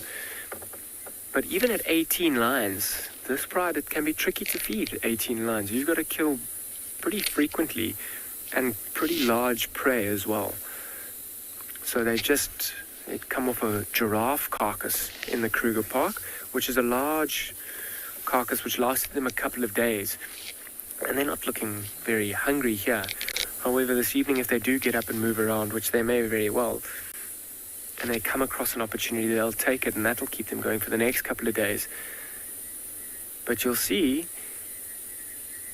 the idea of trying to take bigger prey, and you'll see they'll target the bigger prey like buffalo and giraffe.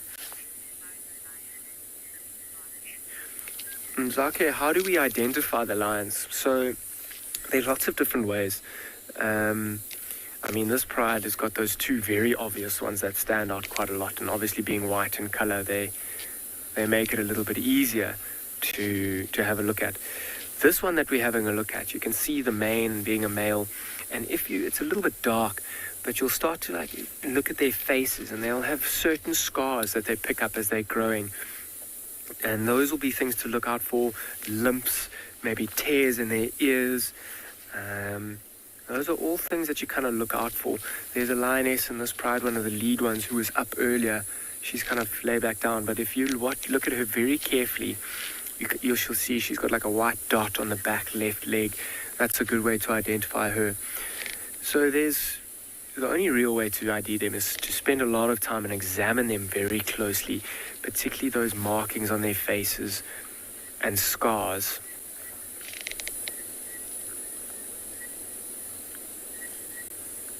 So, I mean, that lioness who's in the top left of the frame, she is she's got the one with that white dot on the back of her back leg, and the only reason I know it's her is because I saw her get up earlier and saw that very obvious white dot.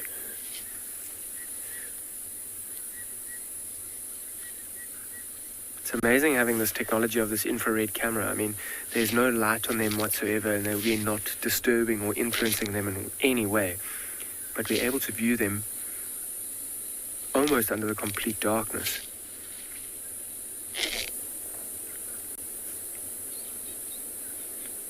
One of the lionesses is up, maybe have a bit of a stretch.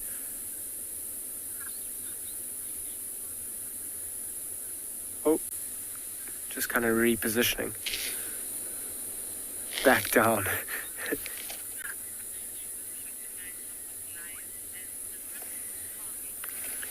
Kami, do the other Pride members recognize the white lions as being different? I'm sure they'd be able to see the difference. However, they don't treat them any differently. You'll see this young female, she gets treated no differently. She's got exactly the same respect as everybody else and is, at the end of the day, another lion. She's slightly different in color, but they don't have any different reaction to it. You'll see the young male as well, incredibly interesting. He is amongst his brothers that are around at the moment, and there's 4 of them. I'm just listening carefully, quickly. See how she turned her head quickly as well. I wonder if she didn't hear the same thing as I did. I wonder if it wasn't another lion. But you'll see that young white male, he is actually the most dominant. He's the biggest as well in the 2 litters that were born at the very same time. And it has nothing to do with the fact that he's white. It's just his genetic makeup, and he's slightly bigger and slightly stronger, and he's got a bit more of an attitude than his brother, and it has nothing to do with the color. So I reckon these lions can tell that these lions are different in color, but they don't treat them any differently, and they don't behave any differently either. That white lion, what she just watched, was one of those ground hornbills we were with earlier. It flew over behind us and out of picture. But was just watching this great big bird fly over us. I think she's kind of getting a little bit impatient with everyone. She's ready to go, ready to play. I wonder if I'm surprised she hasn't got up and kind of encouraged her sister or one of her cousins to get up and start messing around. You'll often see her stand up and go right up to one of the older lionesses, rub her head up against them, and try and tell her that they want to move. So I'm going to hang around here for the next short while, see if these lions don't get up. There are signs of them licking and stretching. But in the meantime, I'm going to send you to Tshala with her hyenas.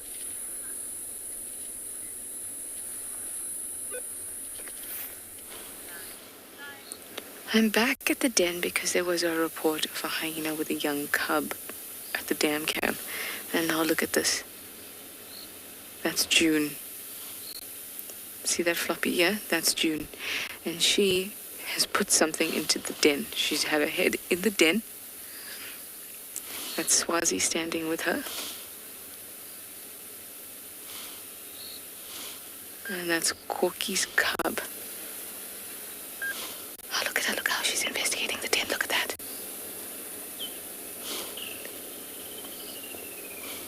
Could we have a new little cub?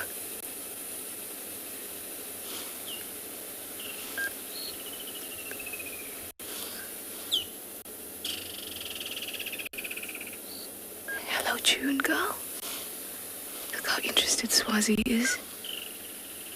There's also very, very, very squeaky, very young squeals and squitters. This is a very, very, very exciting. June using the communal den, I mean, it can only mean one thing.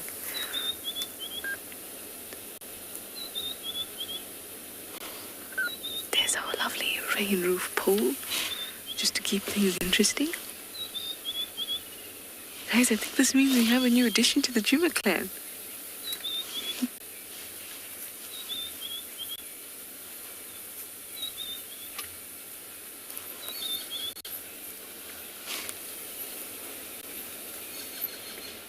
I just want to listen very, very carefully to everything that's going on.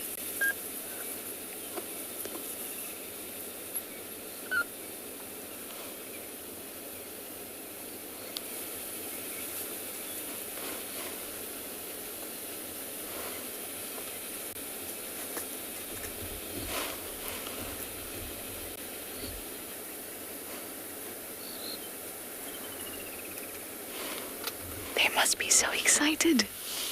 I'm so excited.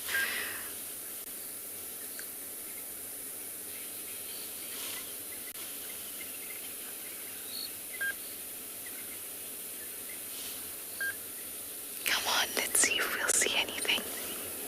So this, see how much she's gone in there? If we were on the other side, you'll still be able to see her bottom. It's because we're on this side. We can't see her, but she won't be able to fit completely into the den. But she's going to tend to that little one. There's literally no other reason at all for her to be doing this. I am so, so excited.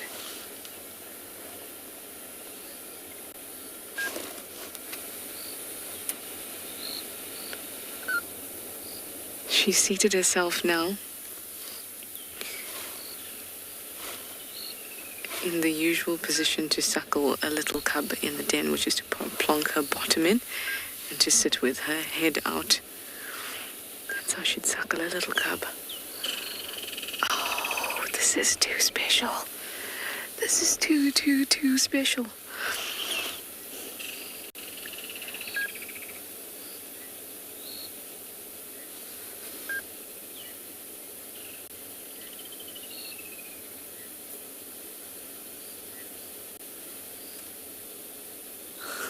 Stop irritating the new baby, little Corky. Swazi's just keeping everybody in line.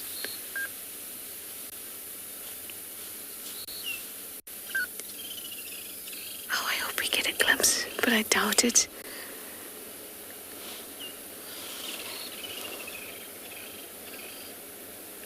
Oh, I could only hope, but we're just gonna have to find out and come. Oh, thought for a second that was it. All right, we're gonna have to come back tomorrow, obviously, and hope that we'll be able to see a new Juma clan cub.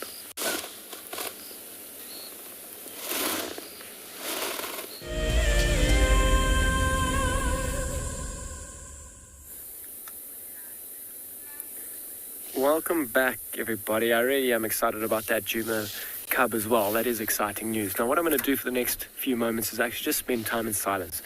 I heard a lion roaring in the background.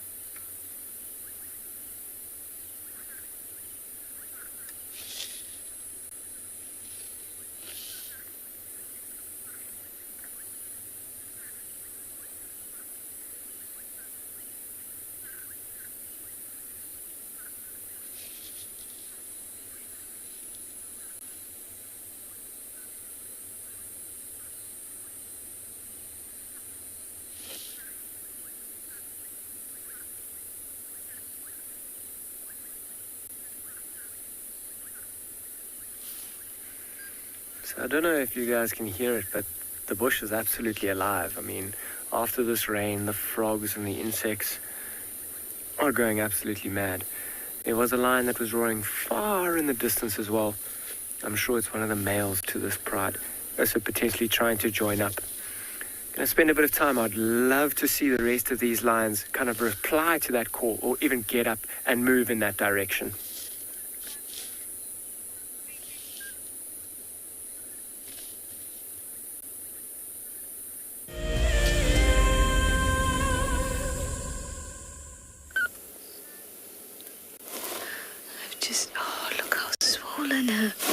Her teeth and mammary glands are. And just repositioned so we can see the front of the den. You can see we're in infrared, so we're not using any kind of artificial light. It also means we'll easily be able to see if there's a cub, if it pops its head out.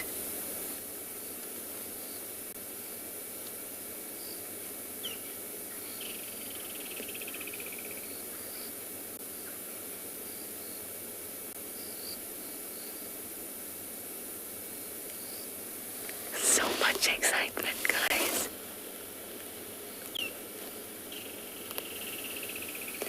It might be too young. It might only be a week old, even less. Spotted hyenas have been known to bring very, very, very young cubs to communal dens. I'm just so ecstatic that June has brought it to this den, because that must mean that she's at least a little bit in favor with the matriarch.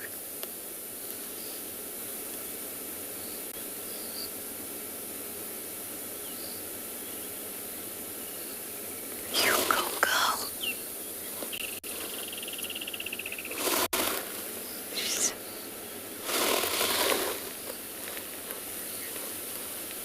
I love how Swazi was a part of this, almost like a protector or an escort, whatever it was, chaperone. The cubs are so curious, they're all around sniffing. Oh, that was just wonderful. Who is this new person?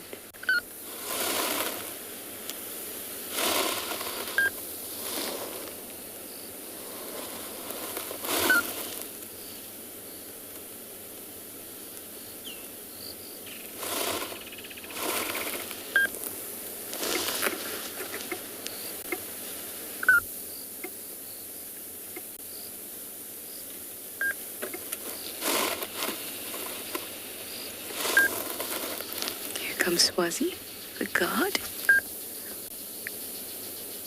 and faithful playmate to all little hyena cubs.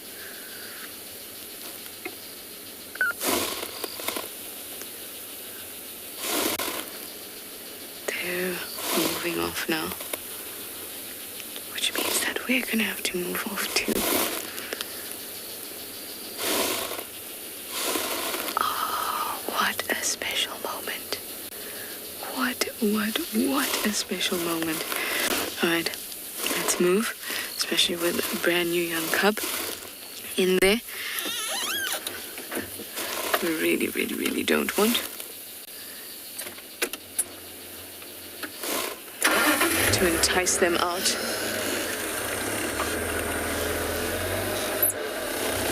How exciting!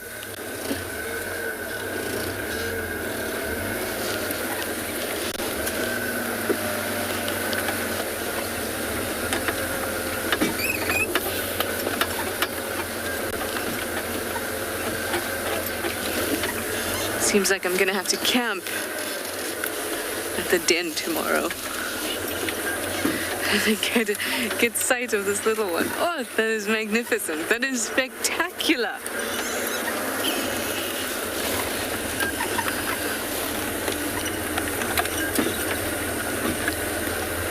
My apologies that I was not able to do the spore experiment with you this evening. Maybe we might still find a community nest spider we can have a look at. There's just a few minutes left of show, but we will try.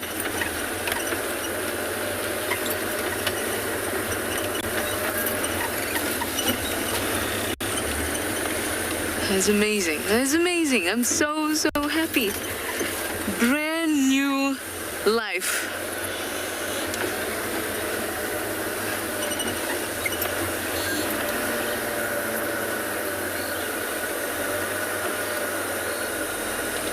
Scrub here, will you do with us the honors and be with us for the close of the show?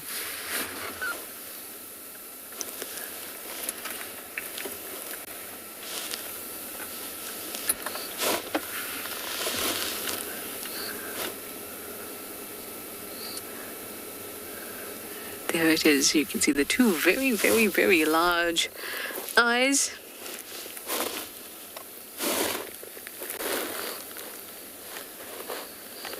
I'm so satisfied with a really nice Hyena day. See what I did there? See?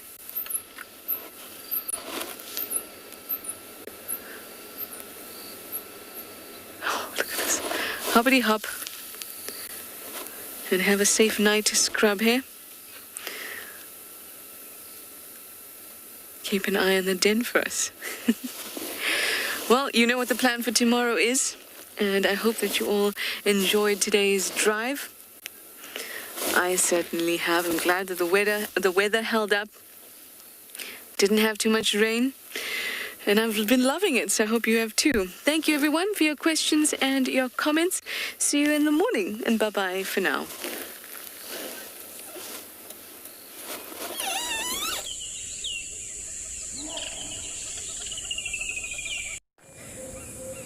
This program features live coverage of an African safari and may include animal kills and carcasses. Viewer discretion is advised.